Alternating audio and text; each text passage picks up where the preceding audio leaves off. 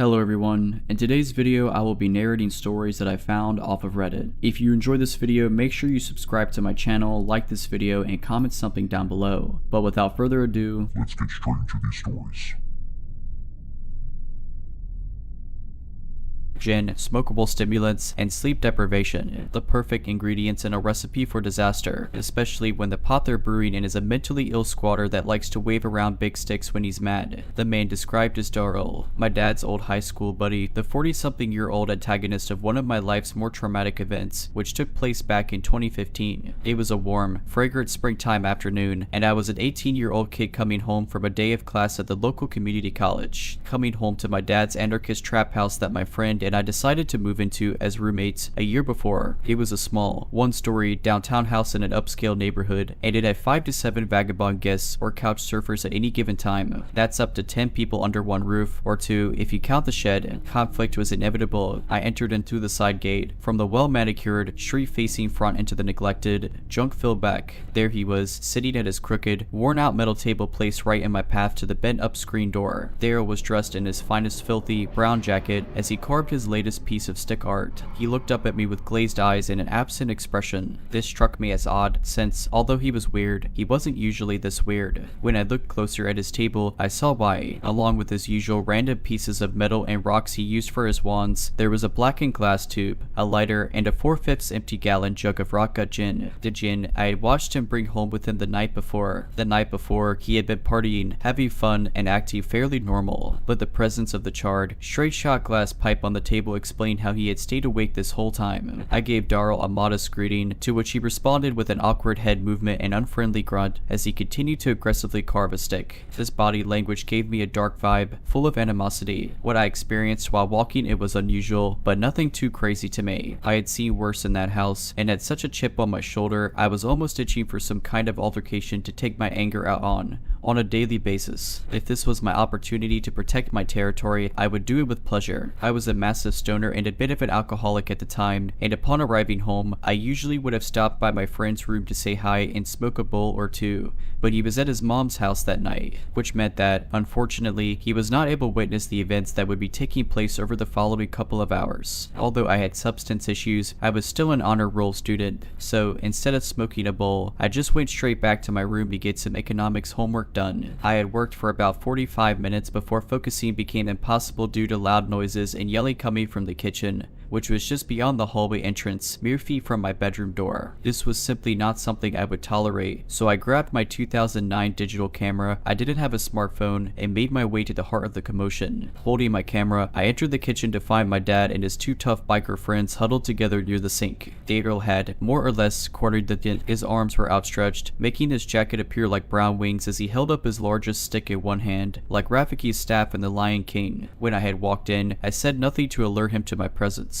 I simply held up the camera to record him as he verbally spilled his darkest demons on all of us. He was belligerently screaming at my dad and his friends, but his biggest target was Joe, our lovable old biker dude who has been my dad's friend my whole life, and who never treated Darrell with anything but friendliness and respect. Darrell was screaming about how he was a racist, while Joe continued to deny it, raising his voice to match. While I can't speak for Joe's personal beliefs, I will emphasize that Darrell did not face any sort of discrimination under our roof. He may have felt disrespected at times, but his behavior was often unacceptable and any confrontation was well deserved. During one of his loud, drunken, barely coherent rants, Darrell had begun hitting all the wooden cabinets with his stick, pairing his screaming with the crazed rhythms of a wild man. I continued to hold the camera out towards him, making no attempt to hide it or leave the room, all while he creeped his way towards me, whacking each cabinet along the way. You may see me as naive and crazy to do this, but I was filled with excitement. My desire to record him was mainly for evidence. He turned his head to face mine at an unnatural speed. His face squidged into a scowl as he laid eyes on me and my camera. With his rock gut gin breath, he got up in my face, waving his stick around in his hand as if to threaten me. "Get that camera out of my face, boy," he slurred. I cursed back at him in defiance and held firm as he tried to grab it from me. We wrestled back and forth from my green digital camera for about 10 seconds as it continued to record. Fortunately, I was able to get it back, and as I did, he moved to get close and intimidate me again, more aggressively now. Even though he was 10 inches taller than me, 18-year-old 20-year-old me had a tendency to be numb to situations like this, and my fear response had lessened with time. As he towered over me, my right hand rested around the closed lid of an empty cookie jar sitting on the kitchen table. At that moment I knew, if he got out of hand, that jar would be my last resort. I loosened my grip on the jar, pushed Darryl away, and watched him move back from me and make his way back to torment my dad and his friends again. I took this opportunity to put my camera back in my room, and came out a minute later to find that my dad and the biker dudes had gone to my dad's back room. Darryl had gone back to his dirty mattress in the dark shadows of the living room in the front of the house. Things had lulled, and I still had homework to do, so I went back to my room. After about a half hour, darkness had fallen outside, and things were too quiet. Something had to be wrong. I wanted to check on my dad and his friends, so I left my room and found myself alone in an eerie, grimy kitchen with the lights on and dark windows facing the night. There was a soft mumbling to my left. Darryl was kneeling in the dim rays of light, cast from the kitchen to the contrasting darkness of the living room. He was holding 2 billiard balls he had taken from the pool table, one in each upward facing hand, and outstretched arms. His head rolled back to face the ceiling in a perfect position to channel demons like an antenna. Like his head, his eyes were rolled back, with only the bloodshot whites being visible. As his head gently jerked around with his satanic mumbling, the dim light reflected off his bald scalp, shaven smooth with a razor. His unkempt salt and pepper goatee was specked with foamy dribble. Seconds after I saw him, he jolted into life like an animated corpse. His face contorted into a hatred I haven't seen before or since, as he lodged toward me from his kneel position, still holding the pool balls in each hand. Thinking quickly, I grabbed the cookie jar and, with Darryl close on my tail, retreated to my dad's room. Fortunately, the lights were on here as well, and the room had a door connecting to the backyard. He caught up to me there, so I pushed him back into a ragged wooden table in the corner, which broke under his weight. He quickly recovered, and sneered back at me as he bolted up from the wreckage. As he did so, I stumbled out the back door, tripped backward down the 2 concrete steps, and landed on the cement patio bordering the grass. Time had condensed in that moment, as all of this occurred in just a few seconds. When I landed, the cookie jar in my right hand had broken and I was bleeding heavily from a large gash on my palm, caused by the broken porcelain, but there was no pain. I wound up my pitching arm from my position on the ground, and as he was about to make his way through the back door, I launched the jagged remnants of the cookie jar, which still weighed at least a pound or 2, through the air. Lucky strike, the cookie jar crashed through the glass window in the back door and hit Darryl squarely on the forehead. He went limp and collapsed onto the floor of my dad's room. He didn't get up. It was his turn to bleed. Having faced this entire situation alone, I made my way to the shed to find my dad, his 60-year-old biker friend Joe, and Joe's other biker friend. I opened the shed door and there they were, all sitting in a close circle, whispering to each other. Tough men, cowering in this tiny one-room living space in the corner of the yard. These 3 grown men left 18-year-old me alone to fend for myself in a house with a violent psychopath. But I forgave them. They genuinely seemed terrified, and I was thanked profusely by all of them for solving their problem. I appreciated the ego boost, but we still had 2 problems. I was bleeding heavily, and Darryl was unconscious and bleeding twice as much as I was. I was advised to wrap my wounds, get in my car, and drive the 25 minutes to my grandma's house in the woods. I bled in my car all the way to grandma's house. When I was there, I soaked my wounds in soapy water, hoping to avoid getting stitches, since I still didn't know if I was considered a criminal or not,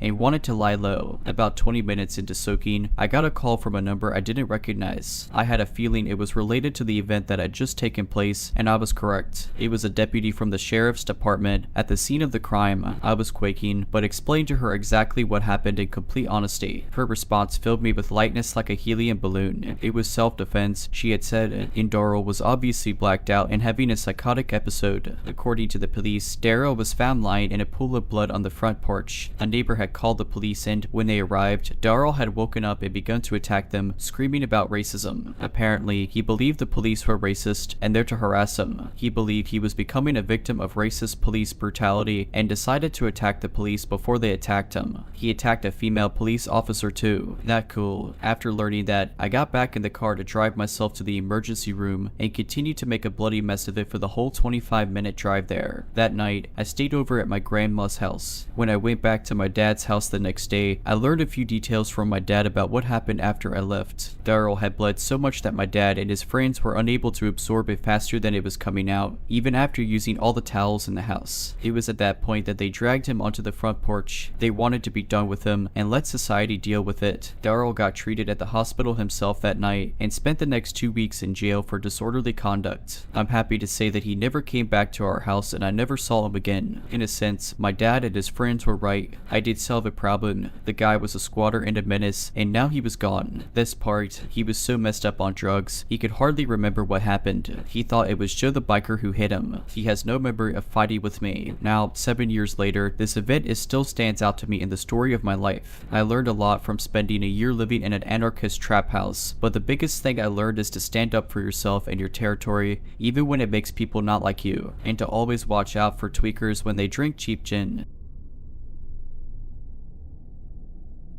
For some context, I'm a 32-year-old female. This happened to me when I was about 25 or 26. I work full-time as a researcher at a university, which is where these encounters took place. I'm not a professor or anything, and because of my age at the time, I could have easily been mistaken for just another student wandering around campus. On some days, when the weather was nice, I would prefer to spend my lunch hour strolling around the university grounds outside, or sitting underneath a shady tree on a bench, enjoying the time I was not sitting in a cramped corner of a lab. On one of these days, I was sitting on a bench enjoying the fresh air, and a male student walking by asked if he could sit next to me. I'm a pretty shy and awkward kind of person, so even though I really would have preferred sitting alone, I said, sure. He initiated simple conversation, to which I obliged, but being careful not to be too forthcoming. He mentioned he had seen which departmental building I came and went from, which slightly alarmed me, given I had never seen this person before in my life. But I pushed the thought from my mind. After all, the weather had been decent lately, and I had spent nearly all my lunch hours for the past week outside. He asked if I was studying within the mentioned department, to which I told him that I was not a student,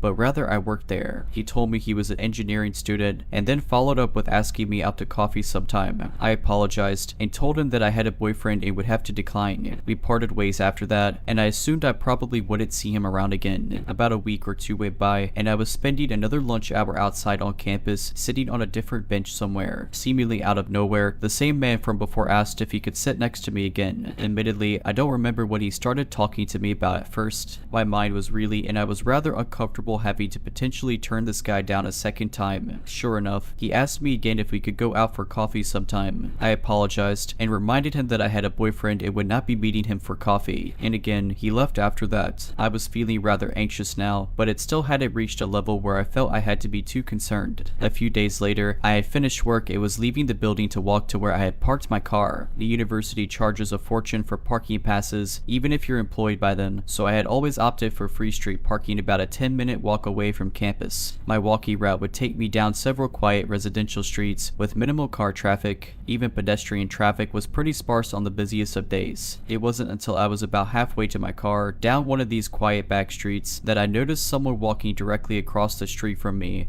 but keeping a few paces behind. I noticed him from my peripheral vision and didn't want to flat out turn around to stare at him. It wasn't uncommon to see someone else by any means. I was just always trying to be aware of my surroundings when walking the streets alone. I had to make a few turns coming up anyways, and the chance that they would be going the same way as me was slim. But he did. He made all the turns I did, still walking on the sidewalk across from me, a few steps behind. I still did not want to look at whoever this was. I didn't want him to know that I was aware of what I thought he was doing. I quickened my pace to a speedy walk. I was approaching the first of two busier streets before I would reach my car. His pace quickened to keep up with me. That was the moment I panicked, the moment I was sure that he was indeed following me. After that, I started a full-out jog across the first of the busier streets. He ran to keep up behind me and was now on the same side of the street I was. I was now nearly at my car. I had to cross the last busy street and get about 100 meters and I would be there. But it was crossing the street that worried me. I often had to stop and wait a good minute or so before it was clear enough to do so. If this were the case, he would catch up with me, as if the stars aligned. As soon as I made it running to the busy street, I had a gap to cross. I booked it as fast as I could, finally turning around once I had made it to look and yell at the man who had been pursuing me. It was him. I could have suspected, but now it was confirmed. It was the engineering student whom I had turned down for coffee. Stop following me, I yelled at him from across the busy street. Can I just talk to you? He yelled back. I didn't even answer him. I mean, the answer should have been obvious from the start, and I was certainly never going to give my time to anyone who had just followed and then chased me for about 1 kilometer. I keep moving quickly to my car, so determined to get out of there that I didn't even care if he saw which car was mine. He had given up following me and never tried to cross the road to my relief. I got home and broke down. I mean, worse things had happened to other people, no doubt, and I was not harmed, fortunately, but I was shook. I had some anxieties walking to and from work after that. It wasn't long before a coworker and I would walk most of the distance back to our cars together after work. I I'd even changed where I started parking for a time. A few weeks had passed since the incident, and I had not seen him around campus at all. I had started spending my lunches in the lab instead of outside, but occasionally I would go to the student center to buy lunch instead. This one particular day, the food court in the student center was packed, almost shoulder to shoulder. I was standing in line at a burger stall, and I heard a guy try and get someone's attention through the crowd. I look up, and it's him again, waving to me and trying to make his way through the people. I panicked, and even though I'm terribly shy, I started a scene and yelled to him to leave me alone. His face dropped instantly as people stared at us, and he slinked back into the sea of students. My heart was pounding, and I was shaking. I don't even remember if I ended up getting food after that. I went back to work, and from then on, was even more focused on my surroundings than I ever was before. It's been 5 or 6 years since then now, and I still work at the university. I am so relieved to say I never saw him again after the food court, and haven't had any other harrowing accounts on campus. I am still diligent about being aware of my surroundings, especially when I have to walk to and from campus alone. I never asked the guy his name, so I couldn't even report an incident to campus police or anything. All in all, I'm just glad I never saw him again, and I can only hope he never did this to any other girl before or after me. I was 17 when this story happened 3 years ago now. I was working at an old pizza shop right on the edge of my town. For context, the town I was in is an affluent, suburban town surrounded by a bypass which loops around the town. Around my town is some farmland and main roads where all of the blue-collar workers moved to after the town was gentrified 10 to 15 years back. This pizza shop was around for 20 years and was very catered to these same blue-collar workers. It's around 9 at night and a call comes in for 2 pizzas and a 2-liter of soda. I'm the only driver in, so I have to take the delivery out. It's about a 10-minute drive to get to the location. There I have to drive up a long gravel driveway that took 5 minutes to get up. My car really couldn't handle the gravel and how rough it was. Arriving at the place, I see a nice house and 2 barns plotted across the land with weak 5 to 6 feet tall surrounding the whole property. I've always been really anxious around farms because of how creepy I think they are. Being at this place when I felt truly all alone really started to make my anxiety flare. I decided to call the number on the order because I have no idea where this guy wants me to go and drop off his food. After about another 5 minutes of absolute silence, the man picks up. He had a very deep and raspy voice, like he's been a career smoker, which didn't do anything to help me feel better. I was told to meet him at his truck at the far barn on his property. I am now properly pooping myself as my mind races of all of the worst possible things that could happen to me. I pull myself together and muster further into this guy's property. I see the man's truck as I round one of those cylinder storage units where I see his truck and him inside. Instead of getting out, I call him and ask him how we should do the transaction. In that same deep voice, he instructs me to get out of my car and put all of the food onto his truck bed. Since he paid with his credit card already, I thought this would have been over in 10 seconds. I do what he tells me to do and walk over to the passenger window so that he can sign his receipt. The man looks to be around in his middle 40s, heavy set with a scraggly black beard and a trucker hat. I'm a pretty skinny guy, so with my mind already racing on the being kidnapped or murdered, I really don't feel safe around this guy. I ask him if he has a pen on him because I forgot to bring one. I was pretty bad at my job and he did not have any cash on him. He stares at me with these cold eyes and points into the back of his truck saying to me, if you ask me for a tip, I'm going to be sticking this tip down your throat, where he has a double barrel shotgun just in the back of his car. I'm frozen in fear as I'm registering that this man has just threatened to kill me. Not only that, but this is the second time this has happened this shift. Yeah, I kid you not. The first time was because I messed up the address for a house and a man in his 60s wearing a cowboy hat comes outside and says he has the right to shoot trespassers when I was just trying to see if I was at the right house. The only thing I can muster out is okay, and I get back into my car and I get out of that farm. I was going so fast that I screwed up my car from my car bouncing around on that gravel path. I go 80 all the way back to the pizza parlor where I tell my coworkers what happened. None of my coworkers took me seriously and just thought I was playing this up for a joke. I go home and forget about it pretty quickly, but a year later I'm working the lunch shift and the same man calls in and orders a pizza. Now at this point I am refusing to take this order, but this was during the pandemic and the place was on its last legs already, so management forced me to go in anyways. It was only 1 or 2 in the afternoon on a Sunday, so at least my fear of the dark would be covered. I get there and the man is waiting for me at his actual house. He recognized me and out of all things started apologizing to me for what he said. He was excusing it, saying that he just started going through a divorce and was struggling with his emotions. I just wanted the whole thing to be over with, and he gave me $60 for what happened. Still, to the man on the farm, I hope we never meet again. If you're liking this video, all I ask is that you make sure to subscribe to my channel and like this video. Thank you.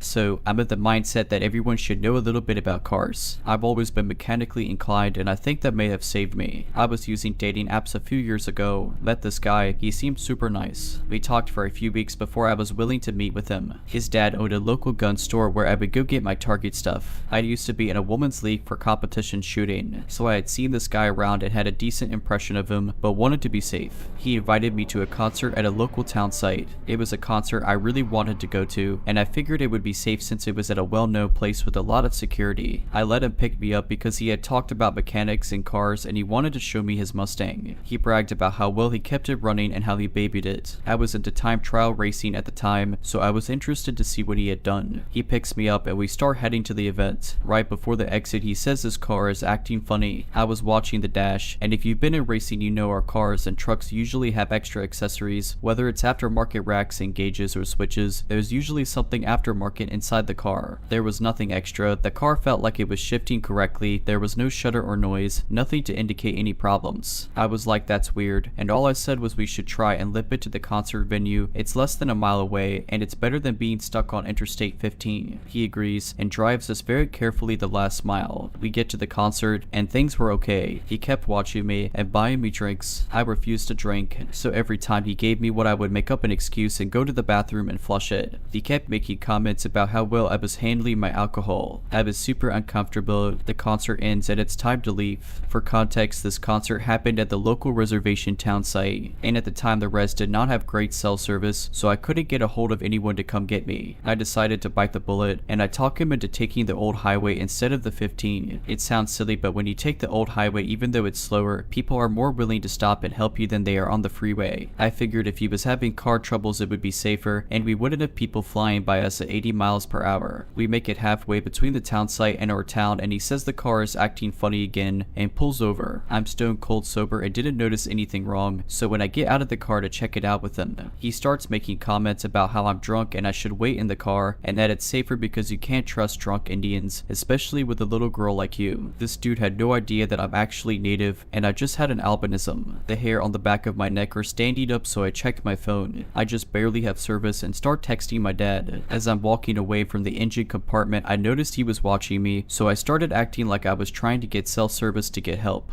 Out of the corner of my eye, I watched this man take the spark plug wires off the distributor cap and switch the order. Your spark plug wires connect to the distributor cap based on the order your cylinders fire in, so doing that will either make the car run terrible or not even turn on. I managed to send my dad a picture of what he's doing, and my dad tells me to start walking. As I go to walk away, this guy gets back in the car and opens his glove box, which exposes a pistol he had. He tells me not to worry and we will be safe. I probably broke a world record for how fast I was texting my dad. He says to start walking and tell the guy that he is on his way and that our friends live up the road. So I do. I start walking with a purpose and take off as quick as I can. The guy is yelling after me and I yell back, the wind is too loud and I can't hear you. I'll be back with our friends. I'm scared out of my mind. We are 10 miles out of town with no one around. The closest road actually leads to a cemetery, so there is really no one here to help me. I get a really bad feeling the farther I get from the car, so I turn around and look. The hood is closed. His lights are on, so I decide to hide in the farm irrigation next to the road. I keep walking towards town and text my dad what's happening. I hear a car slowly coming up behind me and see a flashlight, so I press against the side of the ditch and wait for it to pass. Once I can't hear it anymore, I crawl out and just kind of keep walking along the weeds. My dad texts me that he sees me, so when he pulls up I run to the truck. As we make it towards town, we pass the dude, and he's got like 3 cop cars around him. My dad tells me not to worry about what happened. I heard through the grapevine later on he had been charged with violent crimes in the past, and that he had been arrested that night for concealed carry without a permit. The police never talked to me, but I haven't seen that guy in town since. If I didn't have experience with cars and didn't know what he was doing, I could have been dead in that ditch instead of hiding. Most communities have where you can take basic car care and maintenance courses. I highly recommend everyone takes them and at least know the basics. This dude knew I knew cars, but his whole goal was to get me so drunk I wouldn't realize what was happening. So let's not meet again, fake car troubles guy.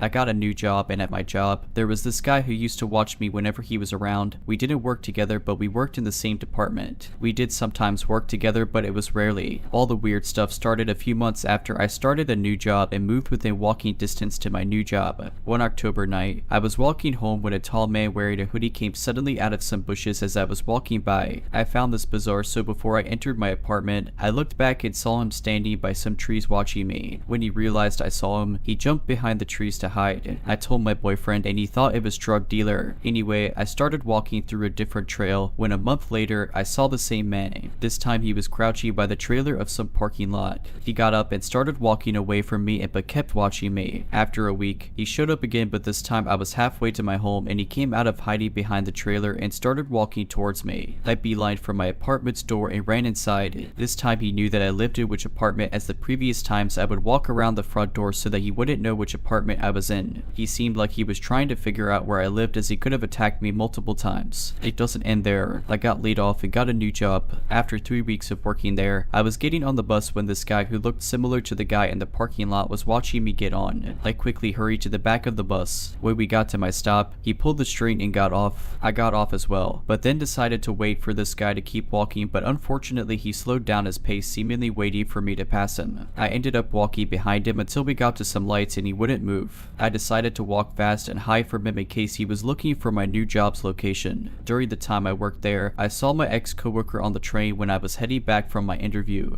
He saw me going in the same direction as him and started running. He ran pretty slowly, like he had a limp or something. It was kind of strange, but anyway, I also saw him hanging out the mall when I was there with my mom, but this doesn't really matter as it's a popular place. Anyway, I got laid off from this job due to the pandemic and had a month where I did not go outside much. After a month, I got a new job within walking distance. After 1 week, I was leaving work when there was a guy just watching me again, and he looked similar to the previous guy watching me when I was walking home. So I ran away and got to some lights and didn't see him. For a month and a bit, I didn't see anyone. One night it was relatively warm. I was closing close to midnight and was walking home when I saw a white car parked behind some store, seemingly out of view of any security cameras. I was suspicious of it as it had its headlights and it seemed like someone was sitting in there. I'm walking by it and keep looking over my shoulder at it until I decided it was probably safe. Anyway, not a second goes by and I get this feeling I should look behind me. I look and I see my ex-coworker walking towards me. I start running as fast as I could and the adrenal helped me get away. I didn't look back until I cleared some space between us and I didn't see him. Luckily, there were some men waiting for the bus at the end of the road, so I wasn't too worried he'd come running for me as I've seen him running. So a month goes by and I didn't see him, but I assumed he was on vacation as he showed up approximately a month later. Anyway, one night in early May, I was walking over to a grocery store to pick up some groceries I really needed after work as it was only 9 at night. So as I'm walking there, some guy wearing a hoodie comes up from behind me. He starts walking towards the bus terminal, but I guess he overheard my conversation to my boyfriend as I was telling my boyfriend that I was going to the grocery store to pick up some stuff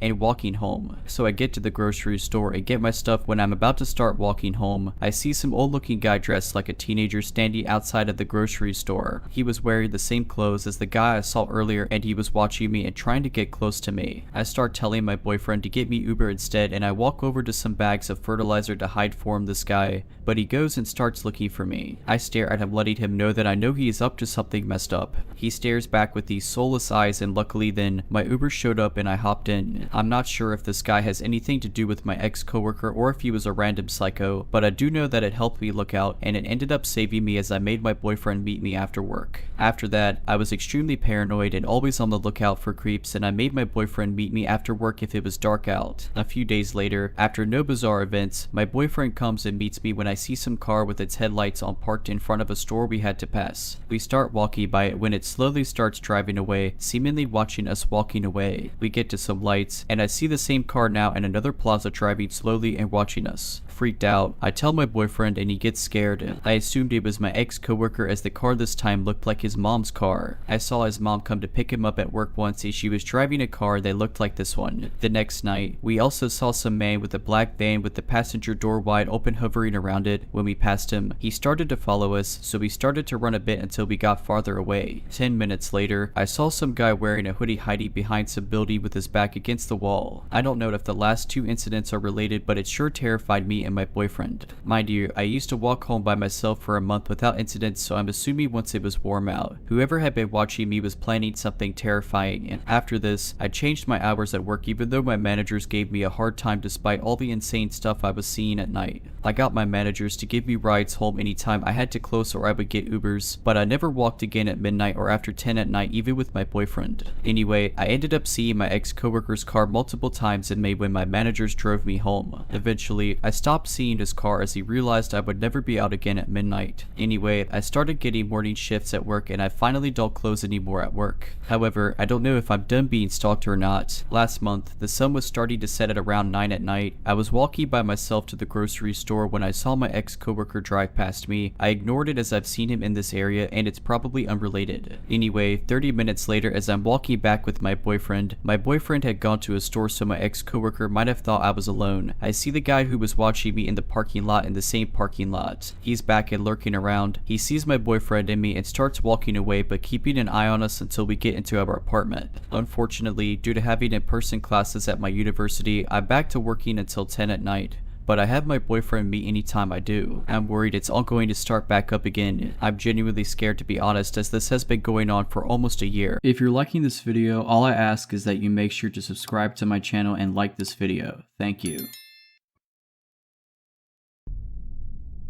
This happened in 2000 or 2001. I had just moved to Southern California for college. My roommate and I, both males, early 20s, thought it would be fun to drive into Mexico because it was not that far away, maybe a couple hours, and we had never been. One set late morning, we made the drive into Tijuana, parked, and immediately hit a bar/restaurant. It was around 1 or 2 in the afternoon. We ate tacos and drank a lot of beer and tequila. We got pretty faded. I think we had cigars too. After a couple hours, we exited onto the street pretty drunk and in very good spirits. It was still daylight, maybe in the middle of the afternoon. I think our plan was to hang out a while longer and then drive back home at dusk once we sobered up a bit. We were approached on the street by a very friendly Hispanic male. He was very short, maybe 5'2", in his 30s in age, and stocky. He was literally dressed like Louis from Revenge of the Nerds, white dress shirt buttoned up all the way, tucked in, trousers hiked up high, floating socks showing, the whole thing. He was very friendly and presented himself almost as a tour guide. Hey, you guys not from around here, let me show you the local spots, kind of presentation. My first impression was very friendly and we disregarded him and said no thank you. I did notice that although he was dressed like a stereotypical nerd, he had some pretty hardcore tattoos on his neck. Still was not scared of him, just didn't care for his service. We kept walking and were in a busy part of town with a lot of people, so really we're not concerned about him at all.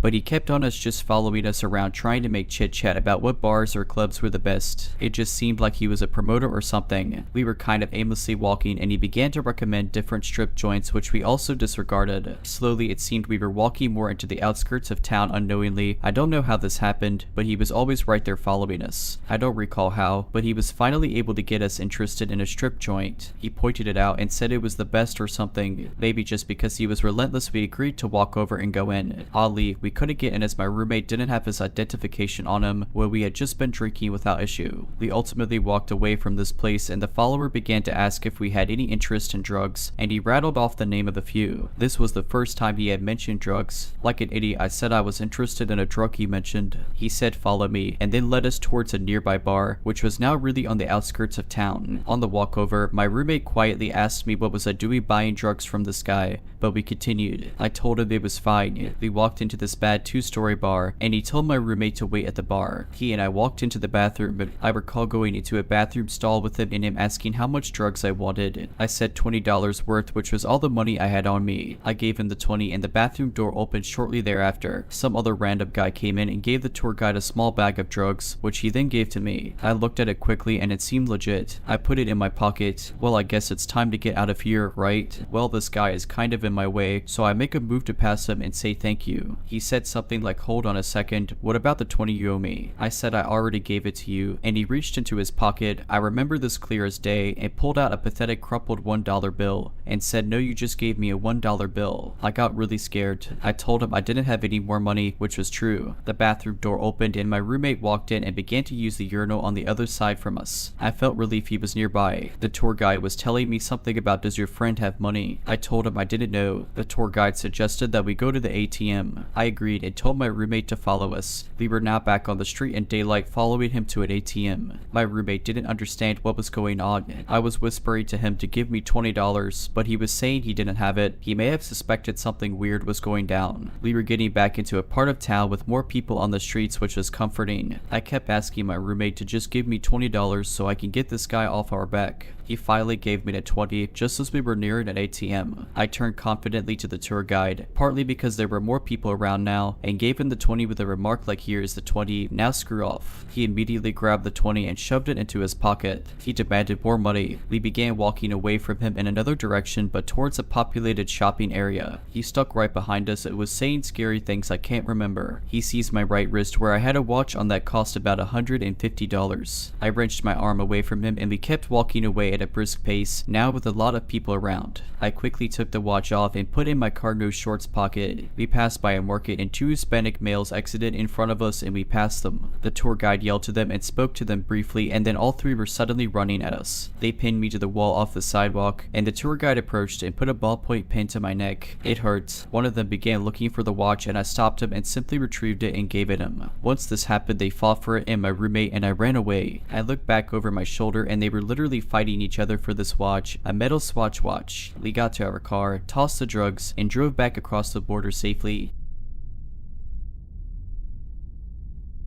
Many years ago, before kids, rescue animals, a mortgage, and a husband, I was a travel writer in Europe. I did most of my trips alone, and this story is about the first time I visited Prague. I had never been to Prague and the trip was last minute, so I had little time to prepare. My travel partner had dumped me in another country and I was determined to make the best out of trip by visiting a place I'd never been. Upon arrival at the train station, I visited the accommodation office and asked for a hostel not far from the center. In my early 20s, winging it was part of the fun. These days I'm far less adventurous. The hostel they sent me to was a sprawling, crumbling, slate gray, art decoration building on a nondescript street about a 10-minute walk to Staromesto. The inside was probably beautiful at one time, but by the time I checked in it was full of shabby, mismatched furniture and cheap stained carpet. Most of the light fixtures were broken, leaving everything but the lobby dark and gloomy. It smelled of standing water and dust. I found my room, a double for $12 per night, and made note of the fact that I had a roommate. She wasn't there, but on her side of the room there was a suitcase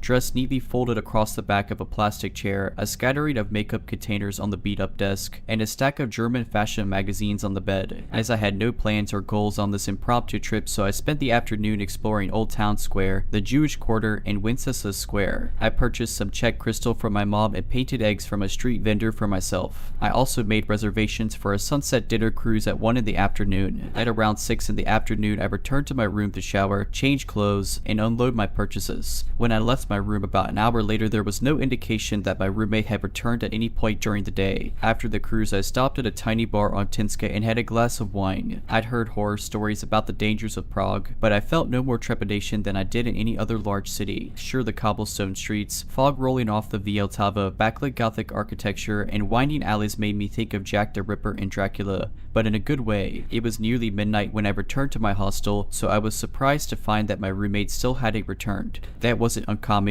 though. Backpackers are a fickle lot. She could have gone on a short overnight trip and just left her stuff behind, hooked up with a guy or girl, and was holed up at their place or hanging out at another hostel. So I was surprised but not concerned. I took another shower before bed, however, and was surprised to find that things in the room had changed up in my return. Her bed was neatly turned down, the magazines had moved to the nightstand, and the dress was gone. The strangest thing, though, was the addition of a pink silky nightgown spread across the bed, my bed. Maybe she thought she still had the room to herself. I didn't see how though. My shopping bags, clothes, and toiletries were in plain view. I gently moved the nightgown over to her bed and then settled it for the night as I wrote in my journal. I assumed she was in the shower or somewhere nearby, so I expected her return shortly. After about an hour though, her side was still empty. I needed to use the restroom before I went to sleep, so I made one last trip down the hall. The building was unusually quiet. There weren't the regular sounds of chatty backpackers, the clinking of glasses, or music that would normally leak through the walls. There was nothing nothing. It was hushed, like a church after the congregation has left. I found myself practically tiptoeing back. My room was near the end of the hall, and I couldn't shake the feeling that the corridor was darker than before. The few working lights were blinking as they struggled to stay lit, and it reminded me of a funhouse. A tightness began to fill my stomach, and I subconsciously quickened my steps. There wasn't a soul behind me yet. I kept glancing back over my shoulder, convinced I'd see someone gaining momentum on me. The only sound was the soft thud of my flip-flops as they struck my soles. I was flooded with relief as I flung open my door, but it didn't last long. Everything was exactly as it left it, except for the silky nightgown, which was now back on my bed. Sleep came in fits and starts. I left the lamp on for a while, still convinced my roommate would be right back, but the shadows it cast made the room even spookier. It was too dark with the light off. I'd finally slipped into a deep sleep when I suddenly heard the door open. A man stood in the darkened doorway, the hall light behind him showing just enough for me to see his contorted face. I didn't mean to, he sobbed. "You have to help me." Too confused and disoriented to be scared, I sat up, scrubbed at my eyes, and reached for the lamp switch. But once the room was light, I saw that the door was closed. There was no man. I quickly bounded off the bed and went for the door. It was locked. Nobody could have entered without a key. And the hallway, empty. I passed the rest of the night fully clothed, sitting up in bed and with the light on, though I'd paid for 2 more nights. At 7 in the morning, I gathered all my stuff and went down to the reception desk to check out.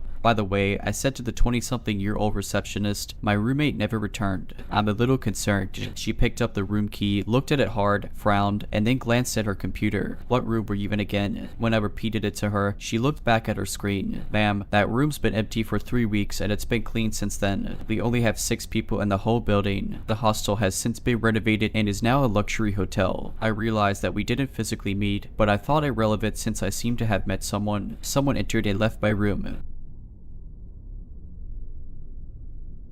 I live in a medium-sized apartment building in a fairly major city. While the neighborhood I live in is more on the safe side, gun violence is very high in my city as a whole, and we have a big trafficking problem. Despite this, I feel pretty safe going out, especially close to my apartment building where it is mostly well lit, and I am friendly with a few of the regular homeless people. Last night I got a reminder that my safety isn't guaranteed, and I have been pretty shaken since. Last night at around 12:20 I asked my partner if he wanted to share a joint with me, and when he declined, I locked the apartment and went downstairs myself. The exit I take spits me out on the main street where there is still the occasional car driving by at this time. Usually this type of human presence comforts me walking late at night, but tonight a lone black and dark blue van approached in my peripheral, and started to drive slowly, matching my walking pace until I rounded the corner and the van was stopped by a stoplight. I found it very strange at the time, but the van was on the other side of the street and there were 2 other cars, so I brushed it off. Around the corner there is a little food truck area with a bunch of picnic tables. They have like Christmas string lights hung up and a few other ambient lights that are kept on the whole night, but it barely illuminates the area. As I'm walking past the picnic tables, I notice a large man dressed in dark clothes sitting alone at one of the back tables. He was wearing a hood or hat, so I couldn't see his whole face, but his eyes followed me as I walked the border of the picnic area. My usual smoke spot is behind a fence on the other side of the picnic area. I was a little shaken by spotting that man, and also didn't want to upset him by smoking near him, so I chose a slightly further spot against the side of a construction vehicle. I lit my joint and start puffing away and reading something on my phone. I soon start getting this really uneasy sensation. It felt like all my hairs were standing up, and I got the most intense goosebumps I've ever felt. My phone was still playing music, and as I turned it off I heard this shifting and rustling of gravel on the ground behind me. I swung my head around and saw a man reaching towards me with huge hands. I only caught a glimpse of his face before I fell to the ground. His eyes were wide, bulging, and extremely dark. They terrified me. His mouth was agape and he was basically snarling at me. He scared me so bad I fell to the ground, stumbled, and broke into a run all in like 1 second. I ran for a few seconds before I peeked behind my shoulder and saw him a couple yards behind me. At this point I saw it was definitely the man who was sitting at the picnic table, and I now saw he was wearing what looked like a dirty bucket hat / fishing hat. He had shoulder length dirty light colored hair and was way taller than me, so at least 6 foot. He was definitely gaining on me as I had lost ground by turning around, and I am not in the best of shape to begin with. I was about to reach the first entrance to the building, but the issue was one, there were double doors at this entrance that closed quite slowly, and 2, the only way up was an elevator, so if he got inside with me I was out of luck. I kept running, taking my chances with my running ability versus quickly opening doors ability. I kept running along the other side of the building to get to the second entrance to the building. This one is just 2 single doors which open to the stairwell up to my apartment. It's above the 2nd floor, that's all I'll say because I'm still scared. As I'm nearing this entrance, I see another man who appears to be speed walking directly towards me from the opposite direction. I should note that throughout this I have been hearing the growling / snarling of the first guy behind me, and as the second man gets closer I hear he is also growling. I reach the keypad, unlock the first door, and quickly slam it closed behind me until I hear the lock click again. The second man reached the door first, and I saw his face more clearly as it slammed against the glass window of the door. He was also tall with longer hair, and I remember he was wearing overalls. But I mostly remember his wild eyes and his teeth that he gnashed at me right before I turned away, opened the second door, and booked it up the stairs. I didn't even stop until I was in my apartment, had all the doors locked, and was under the covers. I think in retrospect I didn't hear any sign of them following me up the stairs, but I was so convinced they were still on my tail. I think the only reason I got away from them was that they didn't know about this side entrance to my building, so they didn't expect me to keep running past the first entrance. I got up to get my inhaler, was having a near asthma attack at this point, and peeked out the window. My heart sank. I saw the same van that had creeped me out earlier parked across the street from the entrance to my building. The entrance is like right below my apartment window. I then looked down to see 3 men pacing along the side of the building, including the 2 that had chased me. I ducked down fearing they would see me. A few minutes later they start shining flashlights into the windows of apartments. At first I think of course it's only my apartment, but after a while it's clear they're just searching for me. At this point I try to call my building manager to let him know about the situation, and he sent out a text alert to our all building list. I was so paranoid another innocent person would be accosted by them, so I called the police. They told me they were on their way and to stay out of the window in case they were armed. A few minutes later the men are spooked by a faraway police siren and get in the van and peel away. I think it was from a different police call though, because when the officer arrived to our building the siren wasn't on. I spent a long sleepless night thinking they'd come back, but they never did. Definitely going to avoid being alone at night from now on. I asked one of the homeless guys I am friendly with if he saw anything suspicious last night, but he said he hadn't.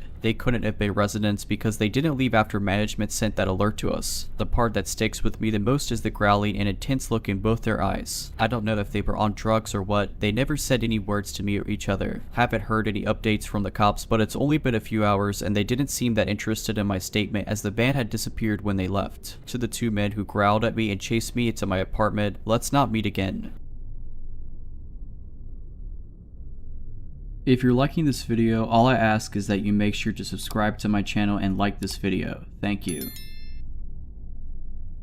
I went on a Tinder date some time ago while I was adjusting to a new city I had moved to. I didn't really know anybody there, so I used some online dating apps to see the dating scene around town. I landed one from a girl that seemed just like an artsy hippie type of girl. We had a few exchanges through the Tinder app and then decided to meet up for a drink. I picked her up at her house and she greeted me at the door and gave me a hug. She said the name of a local bar she wanted to go to for us to chat and get to know each other. I told her I would drive and proceeded to my car. The first red flag I noticed was when I walked to my car and opened the door, she had just followed me to the driver's side and was standing behind me staring. I looked at her blankly for about 15 seconds and asked her if she was going to get in. She said sure, I would love to. It went the long way to the passenger side around the back of the car. Since I had just met the girl, I figured she had just maybe smoked some weed or something, as I had kind of got the vibe she was a bit of a stoner. As I was driving to the bar, she talked in a very low voice, almost as if she was trying to whisper. I am not hard of hearing or anything, but I had to ask her to repeat herself several times just so I could make out the full sentences she was saying. When we got to the bar, I made sure we got a seat closer to the back away from most people, just so it could be a little quiet in order to hear her. The conversations honestly carried on as normal from this point, and it was actually a fun time for the time being. We talked about different things we were interested in, and she did bring up she did recreationally use weed and a few other tripping substances, like shrooms and such. I am not much of a fan of these, but it at least made me relax in the back of my mind to think maybe she was just high off marijuana, and that rationally explained some of the weird stuff of her behavior. Granted, I had a few drinks at this point, so I was honestly not thinking straight. I asked her if she wanted to go to my place after drinks and she agreed. When we got to my place, we had a few more drinks, then she started talking about her jewelry. This is where it gets weird. She told me her jewelry was her big secret and it defined her. When I asked her why it was so important, she said, I'm actually Anastasia. I was never killed in Russia. My jewelry is my link to my past. It was hard for me to take that serious at this point with how much I drank, so I kind of challenged challenge that statement using the little bit I knew about history. At this point, she freaked out and started yelling at the top of her lungs about how I don't respect ancestors and history. Then she got quiet and tiptoed right up to me and grabbed me by the neck. She then brought my face eye to eye with hers while still holding my neck. She says at this point, "I am a shaman and I will curse you. My ancestors have destroyed many people and you do not respect that. You are from oppressive ancestors and they will be punished." Then she put her hand in a whiskey glass and made a cross on my face and kissed my forehead. At this point, I started to sober up a little. I talked her into calming down, telling her I was only joking. Then she slowly started getting back to normal. Then she started talking about her cat fetish. She tells me she has a list of people who she tames to act as cats. I am not about judging people on their fetishes, so I listen in. She then tells me all the things she does to them and starts acting like a cat in my living room. If she had not yelled at me earlier on, I might have almost been turned on by it. My red flags in my head were tingling like crazy at this point, so I just listened and tried not to set her off. She noticed sage on my kitchen counter and asked me to let her light it and bless the house. Side note, I use sage to make my house smell better occasionally. It's kind of a ritual I like to do, but it's mine and mine alone, something I take very personally and like to do myself. I tell her no, she can't light it and that it's my thing to do on my own. Then she freaks out, telling me I am a horrible human being and screaming all over the place. I tell her I can take her home now and she runs to the door and goes outside. As I get outside, she is screaming at the top of her lungs that I am a horrible person and I should go die. I tell her she can walk herself home then, and I go back to my place and lock the door. She then starts banging on the door hard for about 10 minutes, saying she left her phone in there. I grab her phone off the kitchen counter and open the door to hand it to her. She tries to barge inside and I block her with my forearm. She then acts like she is about to punch me. I just hold my ground and tell her she is not coming in. She screams she wanted the whiskey bottle we were drinking from. I told her no because I paid for it. I slam the door at that point and lock it. I hear her bang on the door for a minute. I then hear her footsteps going down the stairs. I waited about an hour and then went walking outside to see if she was still hanging around. I didn't see her, nor did I ever see her again after that. I hope to never see her again.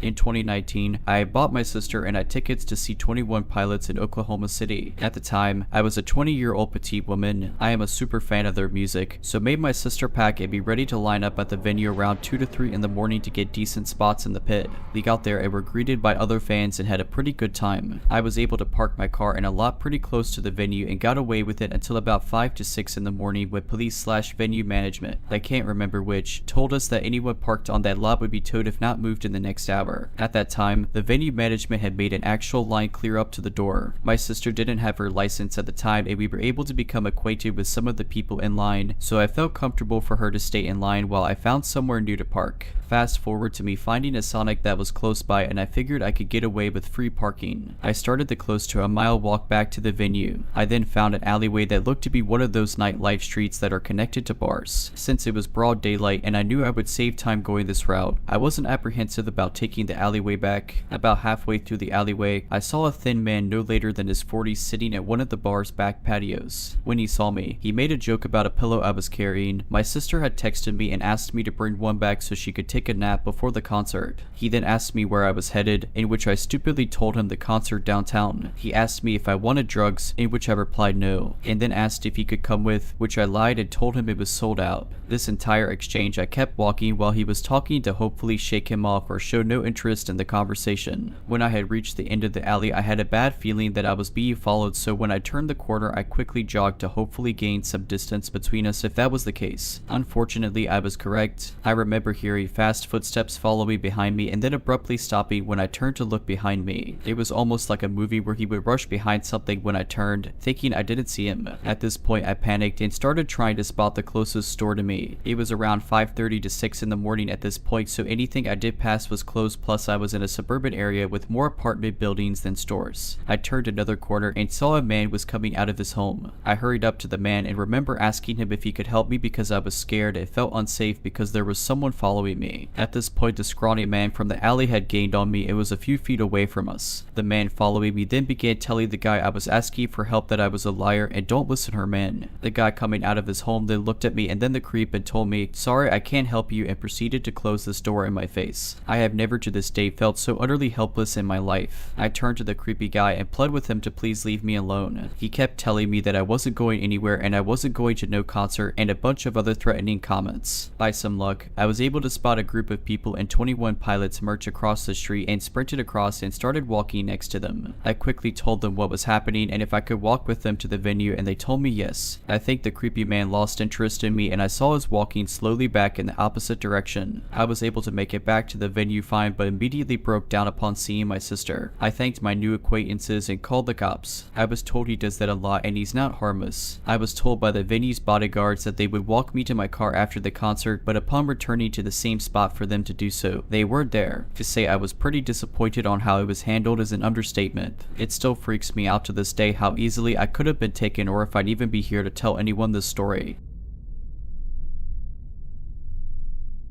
A couple of years before the pandemic started, a friend of mine, Mary, introduced me to a guy. He wasn't really my type, but she's one of those people who turns into a matchmaker when she's in a relationship, so I agreed to go on a couple of dates with him so she wouldn't feel as worried that I might die alone and so on. The first time I met up with this guy, it was a group date with Mary, her boyfriend Tim, and another friend and their boyfriend. This guy Mary was trying to set me up with, Joe, seemed alright. We talked, traded jokes, that sort of thing. I was comfortable with him because I wasn't interested in him. At the end of the night, he asked if we could meet up again sometime, and I agreed. Afterwards, I told Mary and she was delighted. Her boyfriend Tim was not very happy though. Tim's training to become a doctor. He's a very smart guy, and my friend said I greatly value his opinion. There's something off about Joe, Tim said, and I agreed, and Tim and I talked it over for a bit, but neither of us had seen or felt anything worse than a bit of weirdness. Be careful with Joe, Tim said, when I hugged my friends goodnight at the train station. Joe and I texted for a couple of weeks before we met up again, and those exchanges only cemented my first impressions. I just wasn't into him, and something about him was off. He began to reveal a side of himself that was less friendly as well. He had very low self-esteem and was always looking for reassurance. At first that wasn't so bad, but it turned toxic pretty quickly. He seemed to get off on that sort of attention. I didn't really want to go out with him again, but Mary was really invested in the idea of Joe and I getting together. Mary is a sweetheart, but she doesn't really have any instincts. Occasionally that gets me or someone else in our friend group into trouble. Mary's cute and everyone wants to make her happy. She has good intentions, but because she has no instinct, she can't sense danger and sometimes drags people into dangerous situations unwittingly. I was hoping this was not going to be one of those episodes. Anyway, Mary was excited about the next date, and Joe kept asking when I was going to meet him again, so I invited Joe to an event my hobby club was holding. I figured that was safe because we'd be surrounded by people I knew well. The evening was alright. Joe wasn't as creepy in person as he had been over text messages lately. After the event, we walked along the river for a bit, on a walkway crowded with families and tourists. We parted ways at a busy train station. I figured I'd just gently push this thing further into the realm of platonic, and everything would be alright. Then, on one night a couple of weeks later, Joe called me and told me he was going to off himself. I freaked out and tried to calm him down. I stayed up all night talking to him, from when he called around 10 at night until the sun rose. Every time he calmed down, I tried to say goodbye, but he kept saying that if I hung up he would off himself, so I stayed on the line, talking him down over and over again. Something about the situation felt wrong, but what else was I going to do? I wouldn't leave anyone to end themselves. As I sat on my patio, watching the sun rise over the forest behind my house, he finally let me off the hook. He said thank you, and for a moment I felt that I'd done the right thing. Maybe I'd just saved a life. Then, Joe said, with a voice full of glee, that was the best night of my life, and hung up.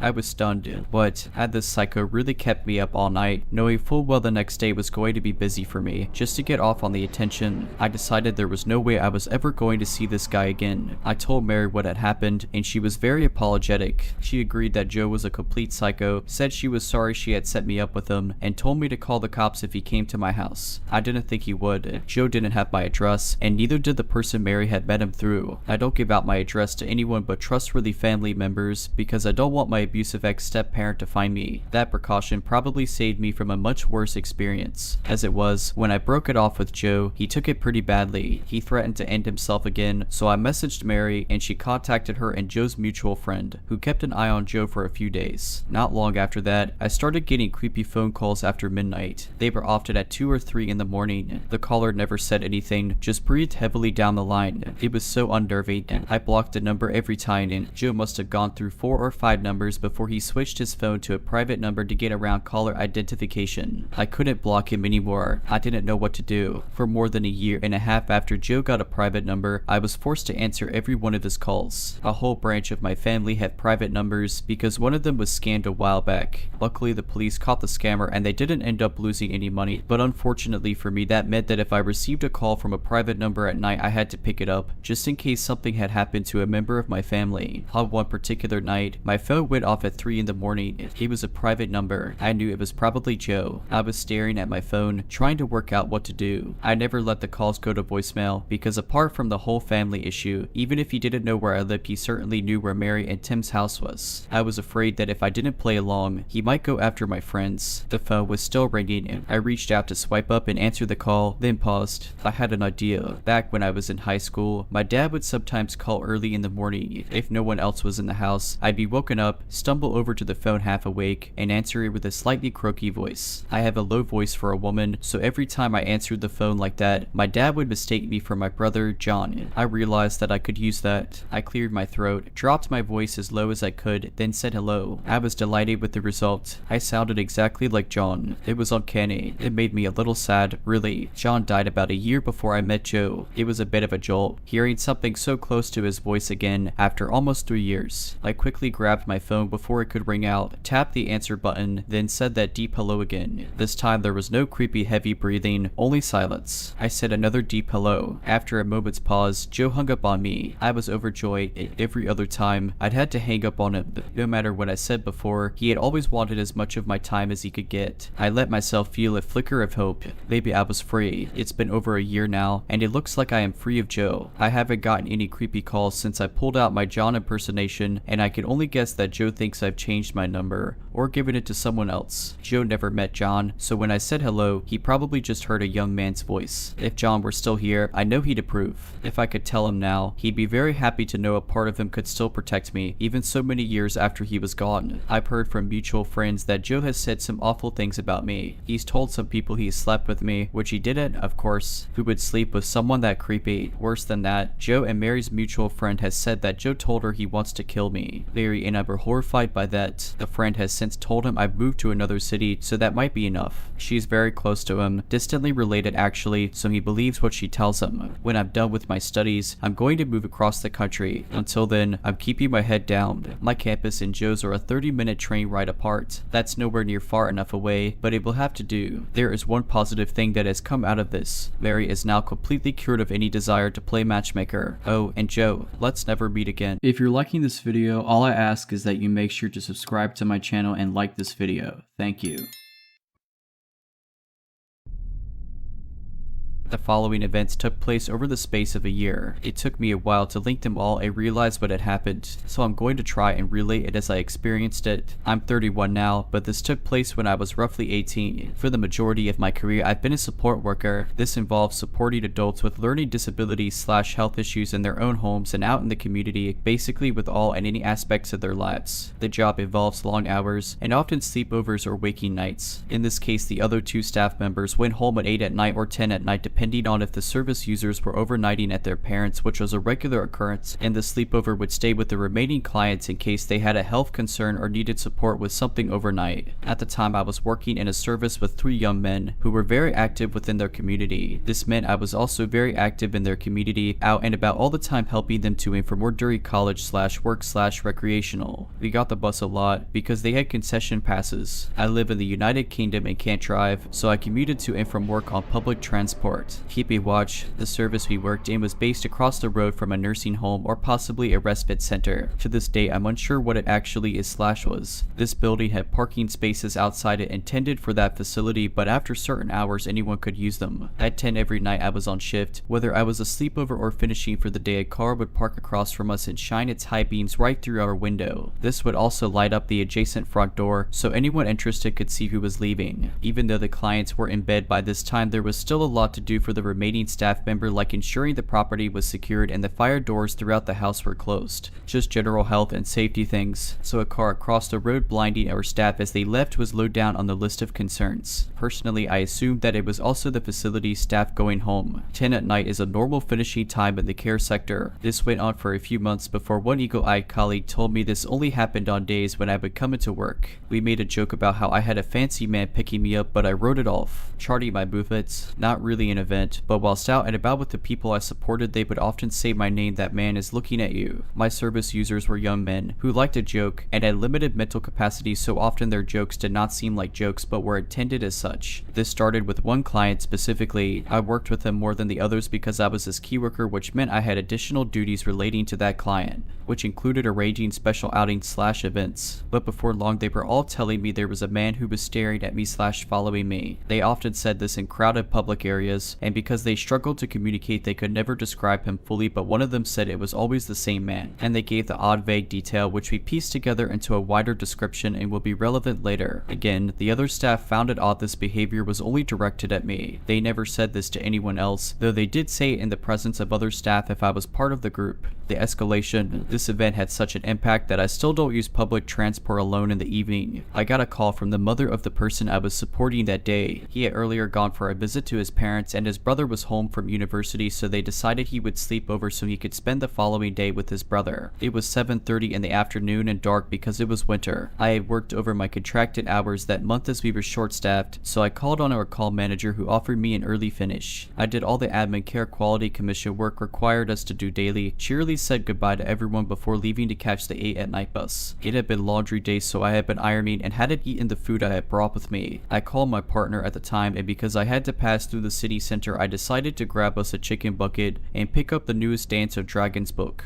which I had pre-ordered from Waterstones as it was December and the shops were open late for Christmas. I got off the bus, wearing my headphones as usual, picked up the book, walked down to the fast food place to get the bucket of chicken, which was next to the metro, underground/subway station, got my food and was on my way down the steps to the ticket barrier. Halfway down the steps I had a tap on my shoulder. I had my hands full of chicken, so turned, unable to take my headphones out, to see a man who I assumed was asking about which line he should be on or something. Anyway, I tried to brush him off, but he followed me to the barrier. He bought a ticket, but I had a pass, which I scanned, but he ran down the escalator to catch up with me. As I was sitting on the platform, he sat next to me. It was late and people were sparse and spread out. It was super uncomfortable that he had all this space and chose to invade mine. Having a seat for my chicken, I took a headphone out because he seemed angry with me. He was rambling, but in a nutshell he told me he has seen me about often with different men, people I was supporting I assume. Sometimes I'm in a group with people much older. I assume my co-workers as I was the youngest employed there. He said a lot of odd things which didn't actually register as creepy until I got home. He said I live on road I work on and often go between 2 houses. At the time we had another service a few doors up again with 3 young men. That was my original service, but it was better conditions at my current service, so I had hopped over when they needed staff. It was ran by the same company. As I knew the service users, I'd often cover there if they needed me, rather than call agency staff. He described my commute, including times, the clothing I wore, which was dress code, that I was either with someone or had headphones in. He said my hair changed a lot. I had semi-permanent colors that I changed regular. There was a lot that looking back indicated he had been watching me a while, but I was tired, and he was rambling, and I wanted him to go away. He was inexplicably angry at me, and saying he just wanted to look after me, and I kept ignoring him. This was the first time I had ever seen the man. I can't remember how I responded exactly, but I basically told him he had the wrong person. However, it did freak me out enough that I changed lines in metros a few times. I was on the phone to my partner the whole time after I got on the metro. He followed me at first, at a distance, next car over, but eventually lost track of me. He was unable to describe anything I did after the city center, so I think this was the first time he had followed me beyond my changeover from bus to metro. I did end up safely at home that night, but over an hour late with cold chicken. I told my manager about this as she gave me a personal alarm. I hadn't yet connected it to prior events, so I just let it go thinking it was a one-off. Final event. I was either not at work or on annual leave and only have a vague recollection about hearing about this event. In fact, I had forgotten it entirely until a coworker at the time, a current friend, reminded me. It took place at a vulnerable person's home. 2 of my coworkers were upstairs sorting out medication. They came down to find a man the same ethnicity, and later we confirmed it was the same general description as my stalker. He was sat at the table. The guys we supported were in their rooms, so downstairs had been empty. As you can imagine, they were quite shocked. This was a secure service access that protected vulnerable adults. He had managed to bypass multiple doors, all of which were both locked and alarmed. He was just sitting in silence looking around the room. We still don't know how he got in, but he didn't respond to their questions and after a while just got up and left without saying a word. This obviously got reported, but nothing was really done about it. The company was one of the first I worked for, so I didn't know better, but it's just generally bad. At the time, the other staff assumed he was an agency staff member who maybe had the wrong house and was meant to go to the other service a few doors up. But he didn't present them with identification when asked. I'm not sure why they didn't call the police because I would have. Shortly after this event, I got offered a new job in a different city, meaning I left the area entirely for about 5 years. I now live back in the same vicinity but different area and with a different name through marriage. I also look a lot different now. I have never seen the man again. I can't prove these events were connected, just that the description of the man was consistent across them all. After the metro incident, I started getting taxis home because I was so afraid, which I still do if I'm out late. I'm now also extra vulnerable as I myself am now disabled. Luckily, I work a 9 to 5 job which is based at home since the pandemic. I have the worst luck and a good bit of traumatic experiences I've dealt with throughout my life. 2022 was no different, and the year started out awful when the heat lamp from my pet frog caught on fire and started a nasty fire in my bedroom. Due to the smoke damage throughout the house and me having nowhere to sleep, my parents and I were put into a 2-bedroom suite at a residence inn in the next town over, a quiet medium-sized town with little to no crime while the house was gutted and renovated. We lived in this hotel from January 5th to late October. It's actually a town known for being a more wealthy, stuck-up type. The hotel was nice, but I am used to living in a pretty woodsy and rural neighborhood where I don't hear too much going on. I'm not used to apartment living, but having access to a pool, hot tub, fire pit, and nice propane outdoor kitchen that people rarely use was very nice. About a month after the fire, I ended up getting a part-time job 5 minutes away from the hotel and started dating my coworker. The story starts that my boyfriend and I got out of work around 12 at night, and then hung out with our friend until we decided to all head home at around 12:50. My mom texted me asking where I am, which I didn't reply because I would be there in less than 5 minutes. It was driving and she would probably see me before I could even enter the hotel through the door near our room because most nights she would stand out there on the phone with a friend or on Facebook drinking a Truly and chain smoking. She mainly did this because she's a night owl like me and the walls inside the hotel room were like paper. My dad had to get up every morning at 5 for work and we would both give her an ear for talking on the phone late at night with friends or watching videos as no matter what volume she talked at, we could hear her. When I pulled into the parking spot, I walked up to my mom and she starts telling me off for not replying to her quickly enough because something was going on. I asked her what happened because of course we already had witnessed some weird behavior at the hotel before. Basically, when she had gotten home, due to most of the parking spaces up against the building being taken, she parked in the overflow lot for the hotel in a car that was sitting there peeled off as soon as she went in park, with their lights off. She went inside, dropped off her purse and other items, and went outside to smoke and noticed the same car was again parked next to hers Eileen. She told me she had been standing there, drinking her drink, leaning up against the wall, watching videos on her phone when she heard footsteps approach. She looked up and there was a man there who was staring at her, and she stared back. He ended up walking a little bit down the walkway and then raised his fist up at a first floor window and smacked it, possibly attempting to break it. My mom, who unfortunately is not afraid of anything but spiders, yelled, "Hey, what are you doing?" And he said something about trying to open a beer bottle. He had no bottle in his hand, and alarm bells were going off for my mom, so she just yelled, "Okay, I'm calling the cops." And he started sprinting down the side of the building away from her and around the corner. My mom started to follow him once he rounded the corner of the building, and when she got to the corner he was gone. There was an older couple, probably late 50s or early 60s, who would frequently sit on the curb by that door that he rounded the corner on drinking, and the woman asks my mom what she thinks is up with that guy, and my mom was like, "I have no clue. Did you see him doing anything?" And the lady then told my mom that he had sat down with them for like an hour, basically being like, "Oh, I have nowhere to stay tonight. I have nowhere to go. I have no money." It was trying to convince them to let him stay in their hotel room tonight. She basically said he was acting cracked out of his mind. Only like 30 seconds has passed when my mom hears his car start and he peels out of the overflow lot again. This time lights on. She walks back over to the door closest to our room and continues smoking. Not even 3 minutes later, he pulls into the overflow lot again and starts walking down the walkway and passes my mom, staring at her. My mom said something like, "This is getting ridiculous. I'm going going to call the cops on you. And he just said okay. He kept walking past her. This is at the point where I had pulled into my parking spot and my mom was telling me all of this. I hear footsteps in the parking lot and I see a tall man in khaki shorts and a hoodie walking into the overflow lot, and my mom is telling me that's him. That's him. So I take a video of him in case I need evidence or something. He had apparently been walking around the building again, then got in his car and left again. My mom had called the non-emergency number because we were on the ground floor and she didn't want it trying to come back and break one of our windows for our room. The police department is actually across the street from the hotel and they said they would come by and take a look, yet no one has come. I use weed to help me get tired and a bit less anxious for bed. I decided to go to the door on the other side of the building, which was a bit more sheltered, and also because I didn't want my mom to see me smoking weed. Even if she knew I was doing it, it felt weird to be doing it in front of her. I sit down on the curb of the walkway and light up, texting my boyfriend about all of this when I hear a car door close behind me. I look out into the lot and don't see any headlights or anything, but I'm not too worried because again, it's a hotel, lots of people get dropped off and come by late at night. I start scrolling through Twitter and hear a loud roar from a bed. I get up, already shaking, and look around, and I see his Volkswagen Golf parked about 10 feet away from me. The lights in the car are on, and there's a bunch of smoke in the car. He's rooting through stuff in his backseat, making sounds like an animal and just talking gibberish. I immediately call my mom and start walking down to the other end of the building where she is, and she's looking at me head on and tells me to run through the phone and don't look back. Apparently at that point he was walking behind me quickly. By the time I get to her, I turn around and he's already walking back. I'm so shaken my mom said screw this and calls the police this time because it's now been around 35 minutes and no officer has come from just dialing the police department. An officer comes 10 minutes later, which I recorded on my phone, and tells us that she actually had responded to the first call, and at that point he had gone to an ATM, gotten cash, and bought a room for the night at our hotel. She said she personally talked to him herself. She has a bit of an attitude with my mom. I'm now listing this completely based off of the recording.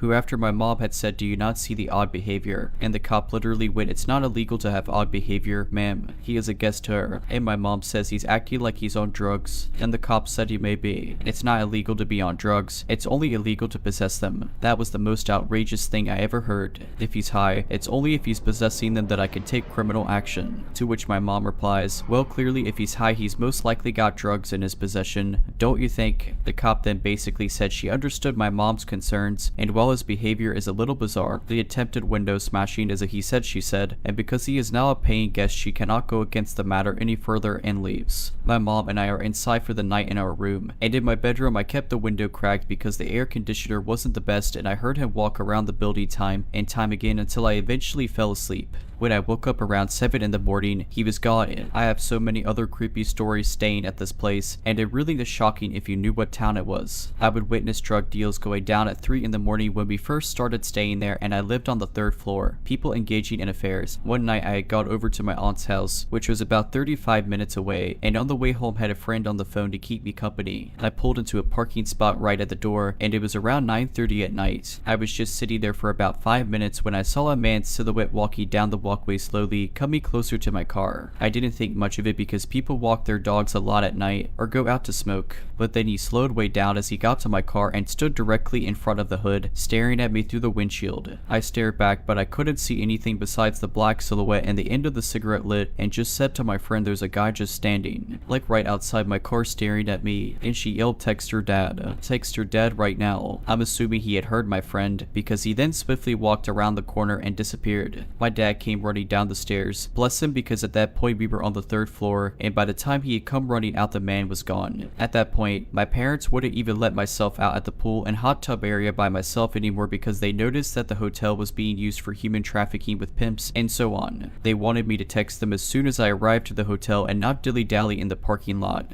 Just get inside and keep a close eye on my surroundings. Again, really surprising for that area. I'm thankful I'm back in my house, where the only sounds I hear at night are bears or raccoons trying to root through my trash, and I hope I never have to live in a hotel ever again.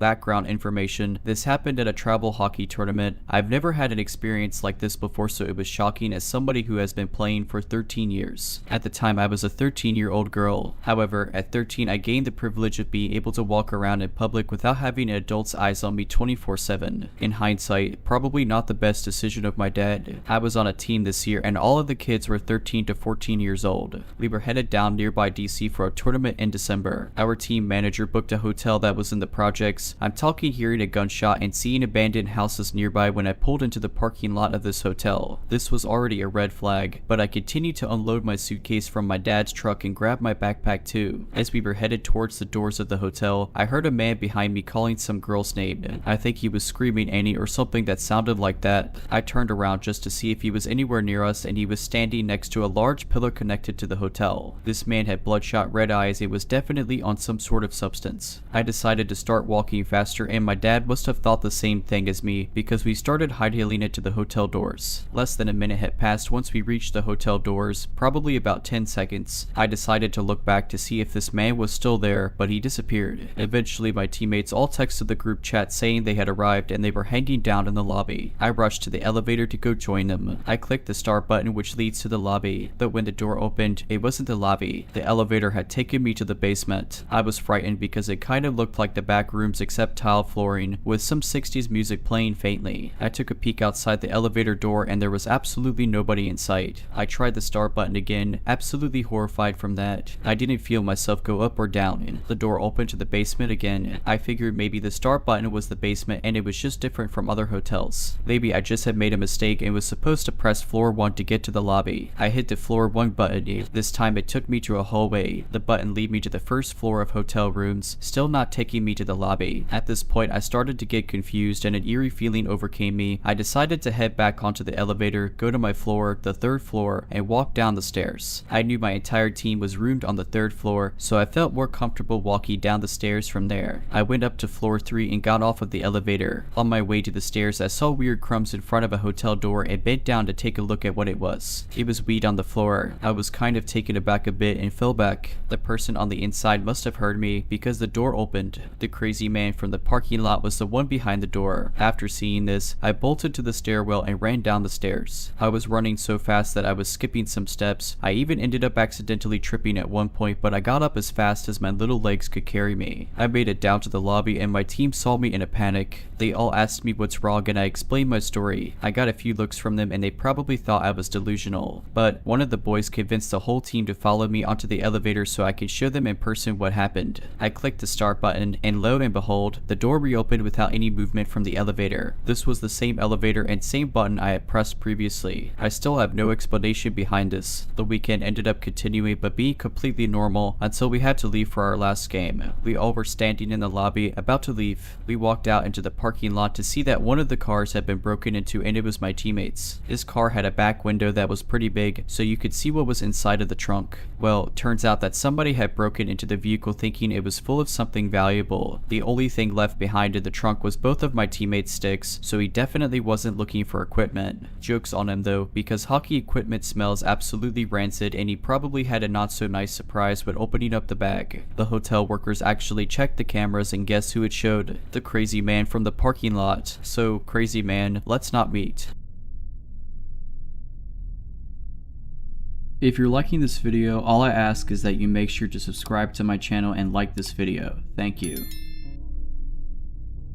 I've been holding onto this story for years now and would like to finally get it off my chest. So my sibling and I lived close to an elementary school where we would often go to walk our dog in the playing field in crop of woods, or we would let our dog roam around while we played on the playground or made pretend in the woods. I think I was around 14 when this happened, about 10 years ago. This schoolyard had a playing field, a playground near the building, and a playground farther away from the building in a crop of trees. We were swinging on the swing set at this more distant playground, but from this play area you can clearly see residential residential streets and the parking lot of the school, which kind of all wrap around the crop of forest. As we are swinging, I see an SUV drive up one of the roads and pull into the parking lot. It's a weekend, so there is no other cars around and not very many people, maybe the odd passerby also walking their dog through the school grounds. The SUV is about 40 meters or 130 feet away from where we are, and I wear glasses, so I can't see very well what the people look like as they exit the car, but I can see some distinct clothing pieces. There are 3 people, 2 look older and are dressed as if they are older middle-aged, like in their 50s. I remember one of these people was wearing a wide-brimmed women's sun hat. The third person looks like an older teen or young adult in his 20s and is wearing a green and white striped jersey and cleats. It is not uncommon for people to walk or drive to the school to use its field for play or sport practice, though looking back now I realize it is odd they parked in this lot and not on the side of the road nearer to the field, which is on the opposite side of the property. In any case, I think okay, just some grandparents and their grandson going to practice in the field and go about playing with my sibling. I remember watching the trio walk away around the school building, completely opposite to where we were on the property. We have our dog with us, and after a time we decide to stop swinging and take the dog on a walk through the trails in the forest brush. Maybe 15 to 20 minutes have passed since the car pulled up. The brush we are walking in is basically in the very corner of the school property. There is a metal chain link fence in front of us, and beyond it is the sidewalk, a residential road. To our right is another fence which separates people's backyards from the school grounds. These homes all have tall trees growing along the school fence for added privacy, so it's almost impossible for anyone to see into the schoolyard. My sibling and I were just at that age where playing pretend didn't really feel genuine and spur of the moment, like we were about to grow out of it. I'm feeling bored but don't want to go home yet, so I pick a branch of these red berries that grow in the schoolyard and say to my sibling, hey, wanna play a game? Which was our code for let's play pretend, and I bend down to offer the berries to my dog as a starting point for the game. They've never heard her. I'm still speaking to my sibling, who is walking in front of me as I bend down, but my voice trails off as I see my dog's behavior. She is completely ignoring the berries and me, and is instead moving past me slowly, ears back and nose pointed, as if she is approaching something. I follow her movements, still looking down, and when I finally look up, there are the 3 people from the SUV not 2 meters, 6 feet in front of me. They are certainly not a couple of grandparents and a kid, but 3 grown men. I remember the faces of the 2 older men pretending to be grandparents. The foremost man had short white hair and a white scruff of facial hair. His mouth was open in a faint shape as he breathed quietly and focused on keeping his steps light. The other man was extremely thin, his cheekbones popping out in shoulder length, greasy brown hair hung around his skeletal features. They had crept up behind my sibling and I silently, and remained just as quiet as they all turned their backs quickly and pretend to point off into the trees like they were bird watching or something. It was bizarre how silent the whole encounter was. I immediately realized we need to get out of there and turn my attention back to my sibling as I grab my dog's collar and get her hooked up to the leash. My sibling is about a foot from me but seems oblivious still to the 3 creeps in the woods right behind us. I tell them over and over that we need to leave, but they become wrapped up in the imaginary game I proposed moments ago. Finally, they see the men. I never look back at the creeps, only to my sibling. My sibling also stops talking and starts walking with me. Thankfully, an opening in the fence between these now haunted woods and the road is only a few meters ahead, and we get some distance and obstacles between us and these creeps. To my frustration, my sibling wants to stop on the sidewalk and pick some more berries through the fence, and I frantically tell them to come on. Let's go. I still never look back towards the men, my vision tunneling to the safety of the open roads and sidewalks and homes in front of us. We get home without incident, at least to my knowledge. Had the men followed us on foot, gone back to their car and followed, or simply gave up, I didn't care. I just wanted to get home, which was only a couple blocks away. When we got home, I broke down as I told my mom what happened, and I remember her reaction being kind of nonchalant. I had always been an anxious child, and she had developed a habit of downplaying things in a kind of exposure therapy way. I realized I still didn't feel fully safe with this reaction and retreated to my basement to cry alone. In recounting the story with my mom years later, she said she did call the police, but nothing came of it. I am also very thankful for my dog, as it is likely she saved the lives of myself and my sibling that day.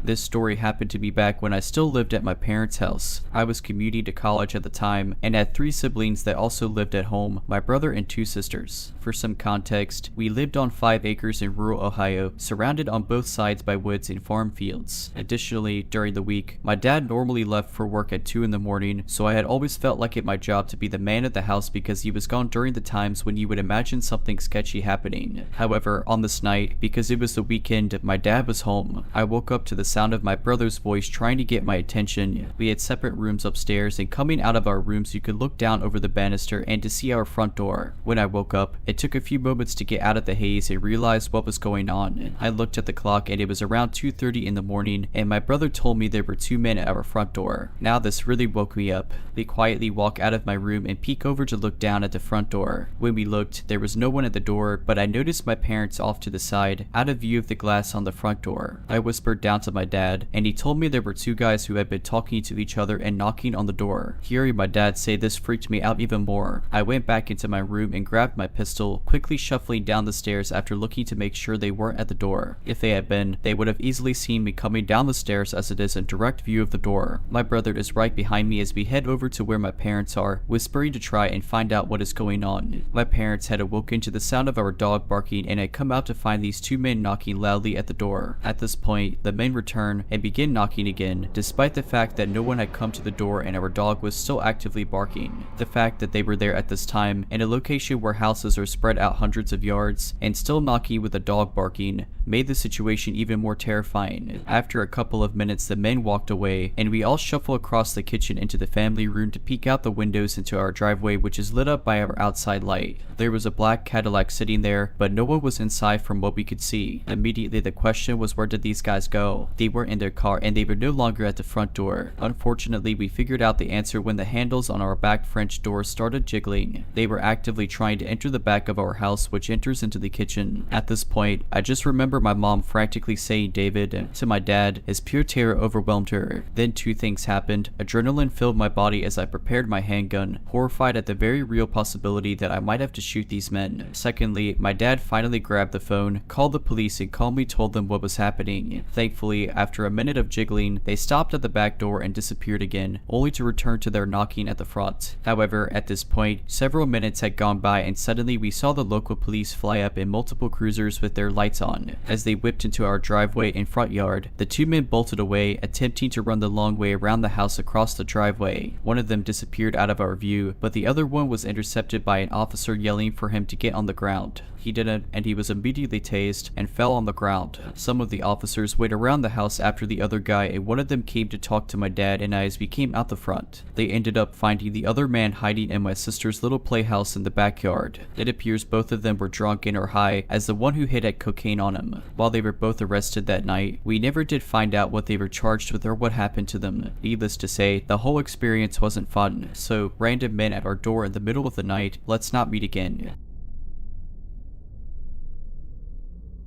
My parents had purchased a condo about 10 minutes from their home around the time my older brother was born, with the intention that my siblings and I had the option of renting it when we become of age. I moved in alongside my brother a few weeks after my 18th birthday, exhilarated by the freedom from our childhood home, which had become laden with traumatic memories over the years. The move took 2 or 3 days, and we had a U-Haul coming in and out of the driveway during that time. My first day of college occurred a few days later. I had a full schedule 3 days a week, which I would later regret, with my last class getting out at 6 in the afternoon. The city I live in is notorious for heavy traffic, and I would not get home until roughly an hour and a half later, despite the university being less than 15 miles away. The sun was mostly down by the time I turned into my street, and there were a few people, some accompanied and well known, taking their evening strolls. There was nothing remarkable about it. The driveway was occupied, so I parked on the street and made my way home. The following day, I got off my closing shift at 9 at night. It was dark by the time I got home, and there was a man walking on the strip of sidewalk that faces the condo. I would not have noticed that he was the lone man from the evening before if it was not for him wearing the same outfit: a bright yellow hoodie, black nylon track pants with white pinstripes, gray Nike trainers, and a tan baseball cap. As I got out of my car, we shared a quick glance and continued on our ways. 2 days later, I got off my closing shift and picked my, now ex-boyfriend up for a date. We went back to the condo so that I could change, and in the dark, I saw the man again, wearing the same outfit and on the same strip of sidewalk. It's him again. I sounded more surprised than suspicious, and my boyfriend was confused. I explained that I had been seeing him walking around and that he was always wearing the same thing. We got out of the car and stared at him, our bodies turned toward him. He ducked behind a car. Now properly freaked out, we got back in my car and watched him get into his and drive away with his lights off. It was too dark and he was too far away for us to catch a license plate. At this point, I was not sure if this man even lived in the neighborhood. We went about our night and I dropped my boyfriend back off at his parents' house. He told me to call him and or the police if I saw the man again, and I agreed. I got home around midnight. The man was a street away from his usual spot, crouching below a tree and hugging his knees under his chin. I drove past him and noticed a different man in a blue flannel and jeans approaching a street light. He got under the illuminating glow and pulled his phone out, attempting to make a call. I was unsure if the two men had any association with each other until I looked back over at the yellow hoodie man. He was no longer under the tree. He was also under a street light a few meters away from the tree. His back was turned to me, but it appeared as though he was taking a call. As I looked back and forth between the two men, it became pretty obvious that they were communicating with each other. I drove away and called the police. They told me to stay where I was or go to another safe location and that they would contact me when the matter was taken care of. I dozed off and was awoken maybe an hour later by the promised phone call. I was told that neither of the two men were residents of the area and that they were simply told not to come back on reports of suspicious activity. After being advised to call again if they came back, I went home. I was tired enough that I had no trouble sleeping for a little while. Around 4 in the morning, I was sharply roused by the metal screen door rattling against its frame. The force slowly grew in intensity and eventually the walls and floor were quaking. I peeked through the blinds at my second-story window which overlooks the front door and of course saw the man in the yellow hoodie aggressively attempting to open the screen door. I was shaking in my boots on my mattress, which was still on the floor as I had not yet purchased a bed frame. I received a call from my equally bewildered brother who was in his room. I told him to call my dad while I called the police. It has now been almost 4 years and I can assure you all that my street smarts have markedly improved. If you're liking this video, all I ask is that you make sure to subscribe to my channel and like this video. Thank you.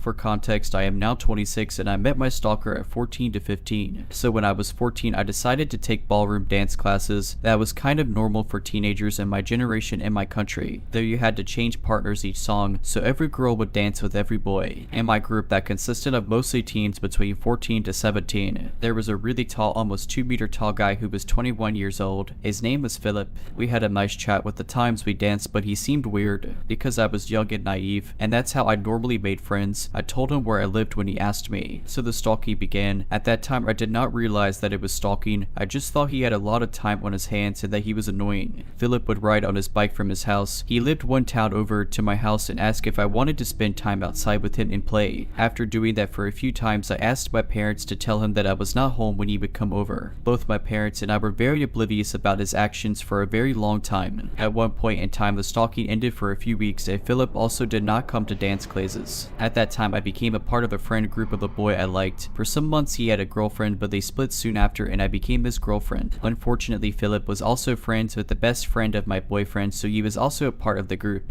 They told me Philip was in a mental hospital. In the span of his stalking, Philip was in mental hospitals multiple times, and every time he was, I was glad because then I had some peace. When I was 16, my family and I had to move because our landlady had thrown us out. She wanted to live in the property herself, so we moved one town over. We started living 2 streets apart from my stalker, and every time Philip was out of the hospital, he would be at my house. At my father's birthday, he rang again, and because my family had guests, they told me to open the door, and there he was, looming over me like a dark, menacing shadow man. I told him to leave, and I tried to close the door, but he blocked it, so I was standing there, afraid and begging him to leave. At one time, I even ran inside to get my dad to send him away, but my dad said he is your friend, so it's your problem. So I went back to the door and I begged and pleaded that Philip please leave. At one point, he was kneeling / sitting in my doorway. After almost 2 hours, he finally left, and at that point it was obvious for me. Finally, I had realized what type of behavior it was. He was a stalker and he was fixated on me. The next day, I sat down with my parents and told them that I was afraid of Philip, and my dad also apologized to me for putting me in that situation and not helping me. The next time Philip came to my house, my dad was there and told him that I do not want any contact with him, so he left. After a few more incidents like that, he stopped showing up at my door, and I thought we got rid of my stalker, but every time I started to live happily, starting to forget my fear of him, a letter, an email, or a gift showed up, it would send my back into my fears. At 20, I was out of school, and to pass the year, I had to wait to start my job. I worked in a grade school in a voluntary after-school care club for grade schoolers. After a month or two, my mom woke me up in the morning and told me to get dressed because she had called the cops. Apparently, Philip was at my house again every morning at our door and asked for me, and my parents didn't tell me so I wouldn't get scared again. Finally, after the cops told Philip 3 times to leave and he ignored them, home. They arrested him, and he screamed and screamed my name and that he was burning for me and that the cops heard him. My parents and I were standing in the kitchen listening. The situation was so absurd and so much for me that I started laughing hysterically. We filed a report at the police for stalking and trespassing, but the officers said that they could not do anything because he hadn't hurt me physically. We tried to get a restraining order, but it didn't go through. A week later, Philip had sneaked into our garden and like in a movie, he threw rocks at my window. Idiot me opened the window but did not see anything until it clicked, and I ran downstairs and told my dad that my stalker was in the garden. Philip escaped. A week after that, I was in the kitchen cooking when Philip rang the doorbell again, and because we have no way of seeing who was at the door, I opened. And there he was again telling me that he missed me and saying that he had peeked through the blinds of the windows in the living room the past week to see if I was there. My parents were not home. If they had been, I would have ran. But like this, I had to swallow my fear and stand in the doorway listening to Philip talk until my boyfriend came. I had sent him an SMS and he was on his way. After my boyfriend arrived, he told Philip to leave and he did. Philip mentioned in passing that he now also has a girlfriend. After that, I did not see Philip again for a long time. A friend told me that he was taken by the men in white coats because he had believed that his mom was possessed by the devil. I was glad. It wasn't until 2 years later when I got a letter from court. I was a witness and was told to attend in the case of an assault related to Philip.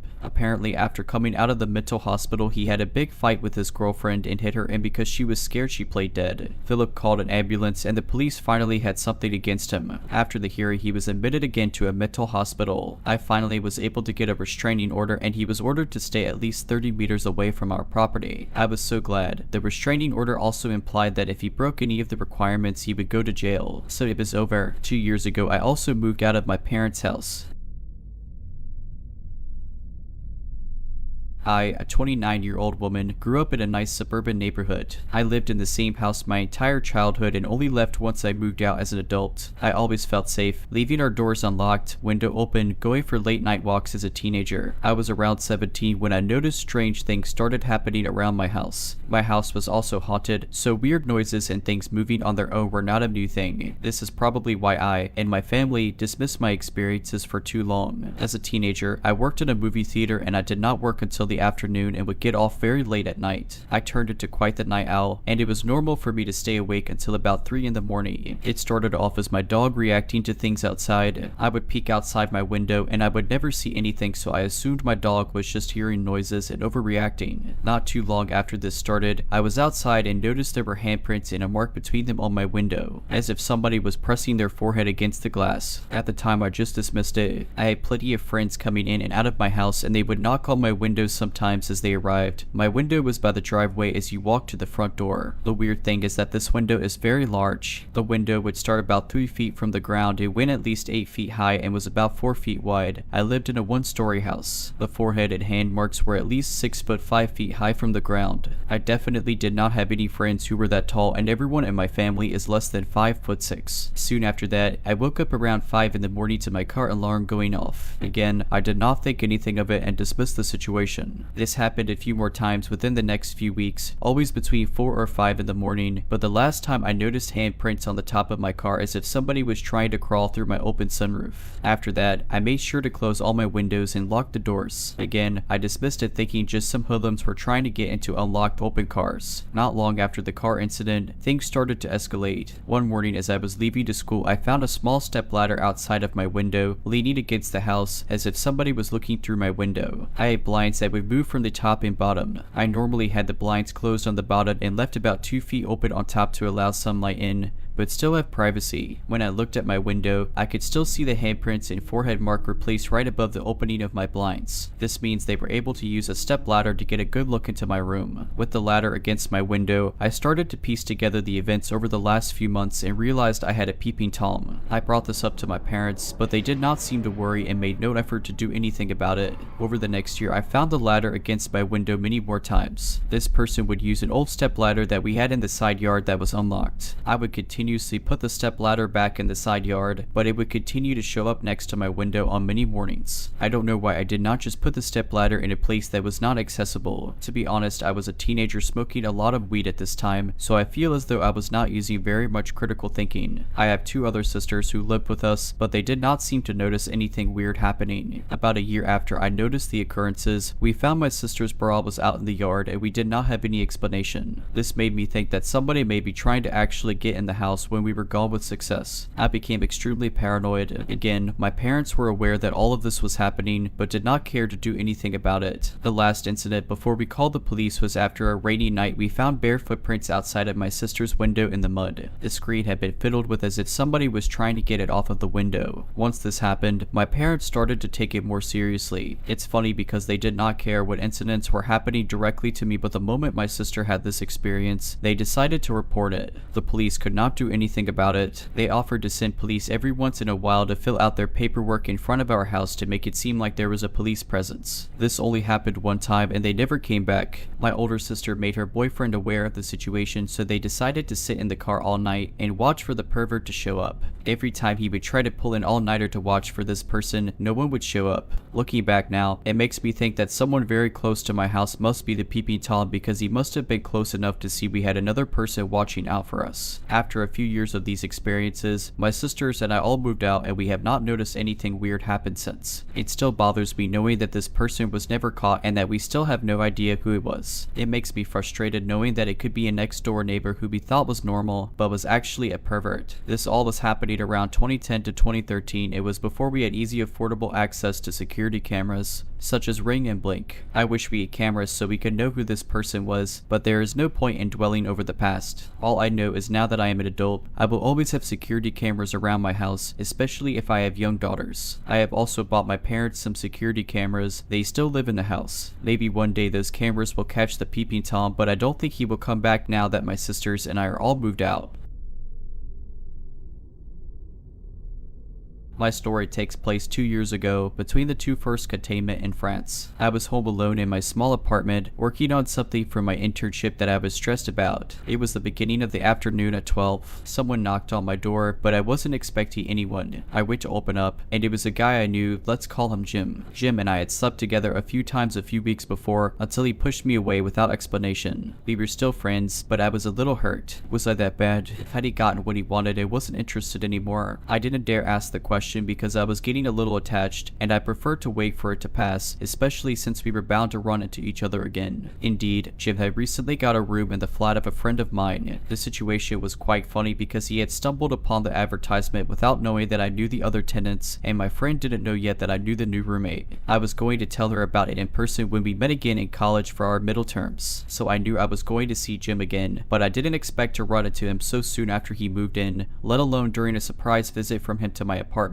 I asked him what he was doing there. He said he was bored at the dormitory and was just passing through. I invited him in. I was a bit uncomfortable because I still liked him and we had left without any explanation about his rejection before he moved in with my friend. We talked for a while about trivial things, but strangely enough I still remember the main points. Then he wanted to show me a new kind of massage against my stress that he had seen on a video. I hesitated a bit as I was still uncomfortable. "Do you trust me?" he asked. "Yes." I sat on the floor and he touched my back for a while, then did it once I was lying down. I don't remember everything except that at one point his arm was around my neck and I thought I'm not sure I can breathe. And then blackouts. Of course the memory of choking didn't come back right away. It took several months, but I'm trying to tell you the story in chronological order. When I woke up, it is dark. I was still on the ground, bleeding. I don't remember if I noticed the injury right away, but I had a large hole in my right side with many cuts underneath. The events are pretty fuzzy in my memory, but I wondered where Jim had gone and why I was alone. I went to look in the hallway, but my keys, which are normally always in the lock, were missing. I found the spare and looked outside. No one was there. Then I had my first stupid reflex. I thought I'm hurt. I need to disinfect and started to take a shower. I think I fell asleep and had nightmares of being tortured and kidnapped in the shower, probably away from my brain to try to warn me that something bad was happening. I then looked for my phone, which was also missing from the apartment. I was confused. Probably drugged, I realized later. I decided to go to bed to resume the search after resting. I told myself if I'm still hurt when I wake up, it must be real. It seemed very logical in my mind at that moment. When I woke up, my mind was already a little clearer, but I was still not totally myself. It was 8 or 9 at night, I think. I was still bleeding. I looked for my phone again, and I started to panic as I couldn't find it. I tried to calm down. I told myself that it was probably there somewhere. I just had to ask someone to call me. I contacted my best friend, let's call him Tom, via messenger through my computer. I still had a hard time unlocking my computer. I couldn't type my code. I think I was still drugged. drugged. Luckily, Tom was online. He tried to call me on my phone, but no ringing could be heard in the apartment. I think he figured out that I wasn't in my right mind because he called me on Messenger to see if I was okay. It was he who gave me the details of our conversation. I have almost no memory of it. I said, if you think you've been hurt, do you call the fire department or the police first? He freaked out and asked me to explain what was going on. I was very confused, but I think he got the gist of it. He asked, did Jim do this to you? I don't know, baby. I was still in denial at that point. Tom called the police on me. He couldn't come to help me himself because he was studying in another city. As I waited for the cops to arrive, I began to realize that I had completely messed up the crime scene by touching everything looking for my phone, not to mention the shower and the nap, which could have killed me in retrospect. I was still in no pain though. The hole in my side started to hurt when I was taken care of by the paramedics that the cops called when they saw the extent of my injuries. I had to undergo surgery as a result of this assault, which took me months to accept as an attempted murder with a knife. I had a hole in my liver and was bleeding a lot. Luckily, my other organs were not affected. While I was in the hospital, the cops came to take my statement and took Jim into custody. Imagine the surprise of my friend and her roommates when they found out that the new roommate not only knew me but was also accused of assaulting and robbing me. 1 week after the assault, when I got out of the hospital, the first bad news was that the cops had not been able to retrieve the recordings from the surveillance cameras in my building, which had already been erased because the procedures had been too long. The next day, the policewoman in charge of the investigation told me that, of course, Jim denied having been at my place that day, and nobody was at the flat to confirm if he was indeed at home all day. That's it for now. Go home to your parents and get some therapy. Right. Big up to my psychologist, who is an incredible person and helped me a lot. And then I waited for a long time, yet I had to have the seals from my building analyzed for Jim's DNA. Without video or witnesses, it was the only way to prove that he was my attacker, or at least that he was in my apartment that day. It took a year and a half to get the prosecutor's verdict. No further action. No identifiable DNA other than mine had been found at the crime scene. I probably destroyed everything with the shower. So there you have it. We can't pursue the investigation. I could never prove it was Jim. I don't have any memory of the assault itself. I don't think I'll ever find them, but I have no doubt that Jim did this to me. If you're liking this video, all I ask is that you make sure to subscribe to my channel and like this video. Thank you.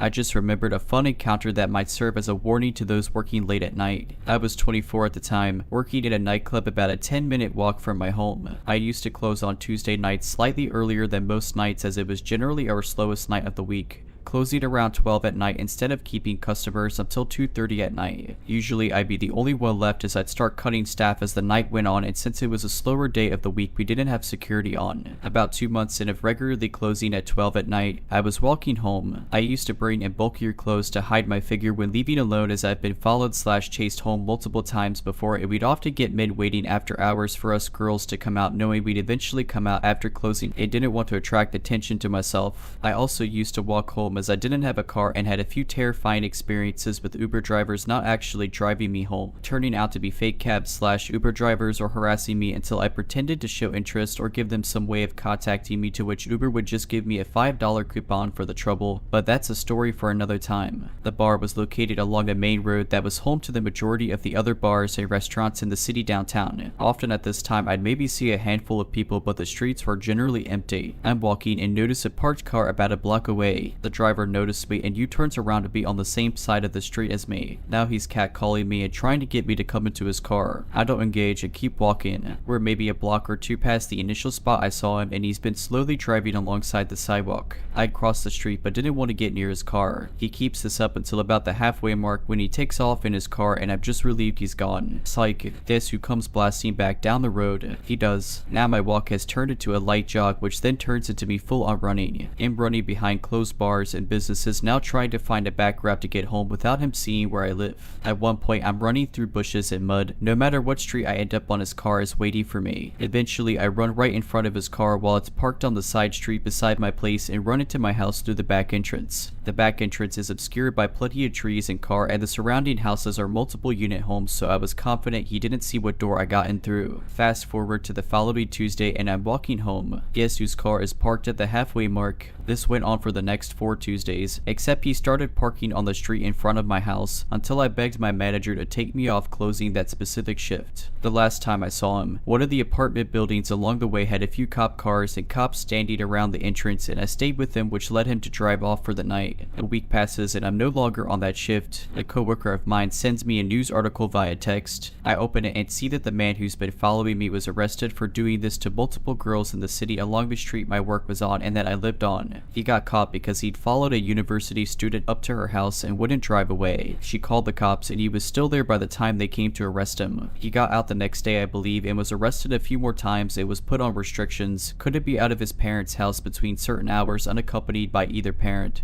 before he was deported. I've also heard he didn't actually get deported, but I moved away shortly after and didn't keep up with the news on him. I don't live there anymore and wouldn't be giving myself away. So did the creep in the car who used to follow me and multiple other young women home. Let's not meet ever again.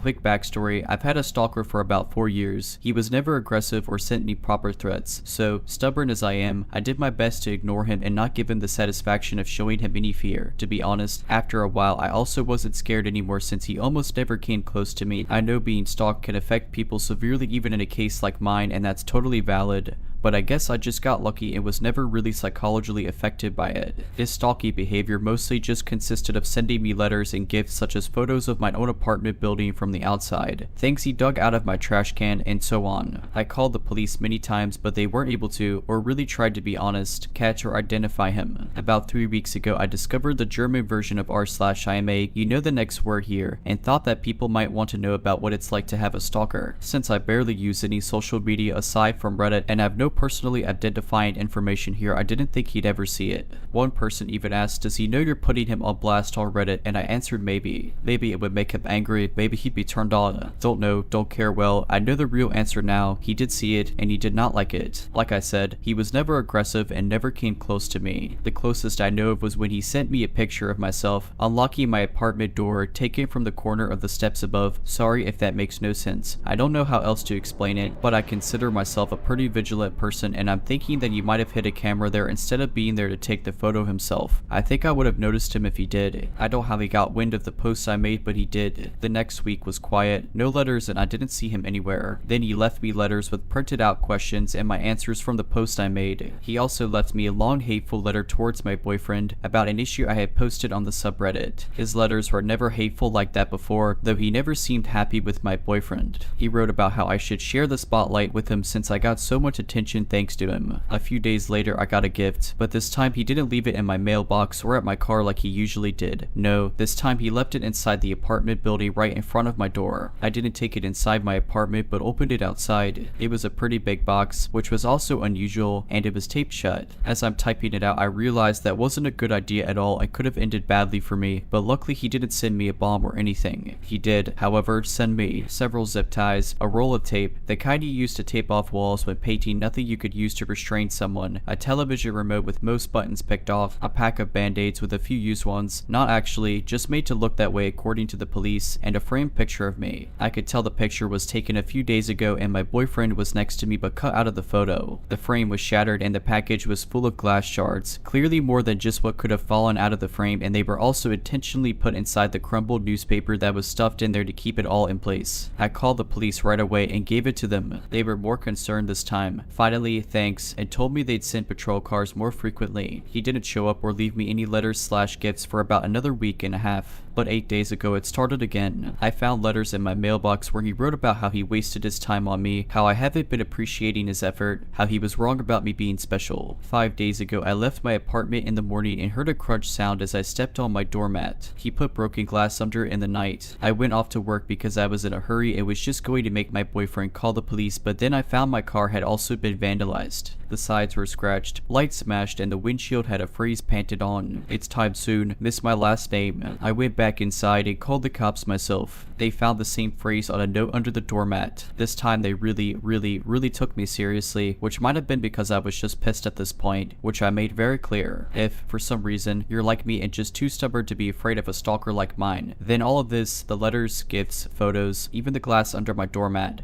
are just really annoying and inconvenient. But my car was useless to me now, and the threat scared even me. I did, however, have a dash cam in my car, and it caught everything. The police took the footage as evidence, even though the dash cam footage wasn't of high quality, and I had given them photos of him that were just as good before, but they said it's not enough, and they told me they'll look into it further and promised to send more patrol cars again. Then it was quiet for 2 more days, until 2 days ago, someone rang the doorbell at just after 4 in the morning. My boyfriend and I got up, but we were both hesitant, but I saw blue lights outside, and just as I got up I heard them shouting, "This is the police. Please open the door." They told us they were called by one of our downstairs neighbors who came home from his night shift about an hour earlier and heard someone else enter the building after them before the door fell shut. My neighbors know of my situation, and I've asked them to make sure they don't let strangers into the building. This neighbor then went into his own apartment and looked through the peephole. We have motion activated lights in the stairway, so he waited to see if they turned back on. They did. Then he saw a middle-aged man walk upstairs. Above this neighbor are only me and my boyfriend, and a single mom with 3 kids who probably won't be getting any visitors at 3 in the morning. So he called the police. They came and found my stalker 1/2 floor above me on the stairs. He should have been able to see the cop cars since there's a little window up there and they had their lights on, but he either missed them or wanted to get caught. They found a pocket knife on him and he confessed to be my stalker right away. He's finally caught. They got him. It took 4 years, a provocative Reddit post, and one very vigilant and caring neighbor. But he's finally done. For now at least. He's facing several charges, and I've collected every single piece of evidence over the past 4 years. I don't know what kind of outcome I can expect, but for now I've finally got some peace.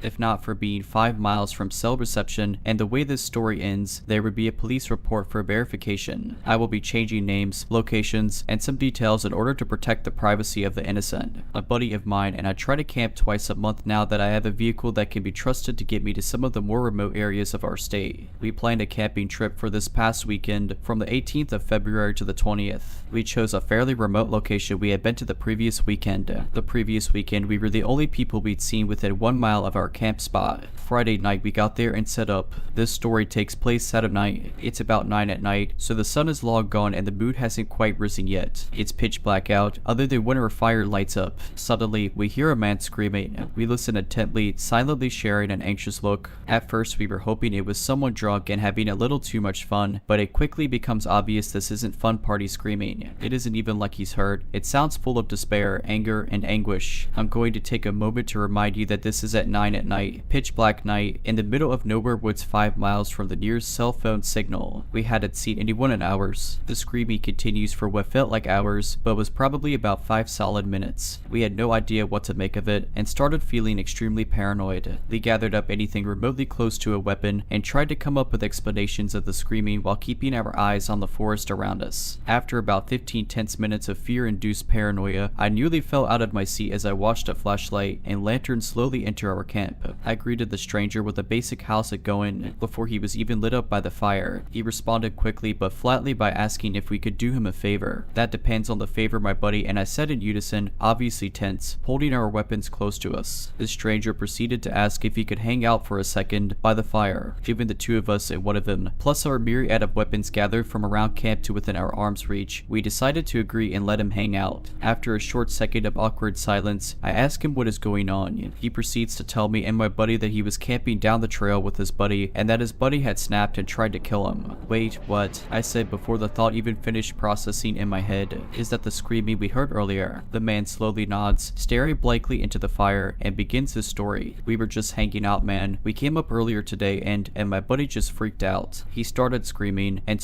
just wouldn't stop. Then he attacked me, he launched at me, and I told him to just back off and chill, you know. Well, he kept coming after me and it started getting pretty violent, and I'm pretty sure he was going to kill me, so I grabbed my car keys, the lights, and ran. I don't know what to do, man. He chased me when I ran and I don't know what to do. We don't have firearms or anything, but we do have a hatchet. My buddy and I look at each other for a second, completely astonished. Then something horrible dawned on me. Wait, he chased you? Like, he's on his way here, right now. The man just slowly nods in reply, and right on cue we hear screaming from maybe 30 to 40 feet from our camp, down on the main trail. I just want your balance, Gary. I want your balance. silence. Where are you? Where? Gary. I'd never in my life heard a man scream like this. I've never heard anything like it in my life. It was a brutal, guttural scream that was shrill to the ears yet deep in pitch. The sound of someone gone completely mad, and the way he said the stranger's name would switch erratically from long and sing-songy to short, guttural punches of sound. We killed our lights, became silent, and listened. By some miracle, the madman didn't notice our camp and continued walking down the trail, screaming the whole way. We ended up chatting with who we'll call Gary for hours, listening to the screaming getting further and further. Come to find out, they had taken 5 grams of magic mushrooms each, and his buddy, who we'll call Tyler, who was a coworker of his, was fine for 3.5 hours, then suddenly snapped. It seemed as though Tyler thought he could kill Gary and steal his good trip. We hear the screams get further and further for over 2 hours. By this time it's 11 at night, the moon is starting to come out, and it's below 30 degrees Fahrenheit. Tyler had no jacket or flashlight according to Gary. My buddy and I are way too drunk to drive out of camp to get cell service, as it was snowy and icy and required 2 to 3 miles of highway driving after getting off the trail, and Gary was still lightly feeling the effects of weed and mushrooms, so he couldn't drive either. We had to make the decision to let the guy wander, hope he sobered up, and could find his way back. And it did. Oh, he did. Right into our camp. We hear yelling after about an hour of no screams, maybe 30 to 50 feet from camp again. Hey, help, please help me, I'm lost. And we could tell the man's walking from the woods into our camp. We tell Gary to hide just in case, and greet the man with me carrying my 12-gauge shotgun and my 40 caliber pistol holstered, my buddy carrying his rifle and his 2 9mm Glocks holstered, and with our flashlights on our brightest settings in his face. He was about 6'3" and approximately 300 pounds. We talked to him, decided he was calm enough to walk with, and walked him back to his camp. He seemed really remorseful, said he blacked out and didn't remember anything, and had a falling out with his buddy. We escorted him back to his camp down the trail, returned and told Gary that Tyler seemed cool, and if anything else happened to scream and come running, we would come out and help him out, and ended up being a happy ending. We made friends with Gary, and I got his phone number to make sure the next day he got back into town safely, back to his wife and kid, and we're actually planning a camping trip with him soon. But Tyler, who wandered screaming like a deranged maniac into the forest, potentially wielding a hatchet to murder your friend to steal this good trip, or whatever it is your psychosis-filled mind was thinking, for the love of God, let's not meet again. Alright, but that's it. I hope you enjoyed this video. If you did, make sure to subscribe to my channel, like this video, and comment something down below. But as always, Have a nice day.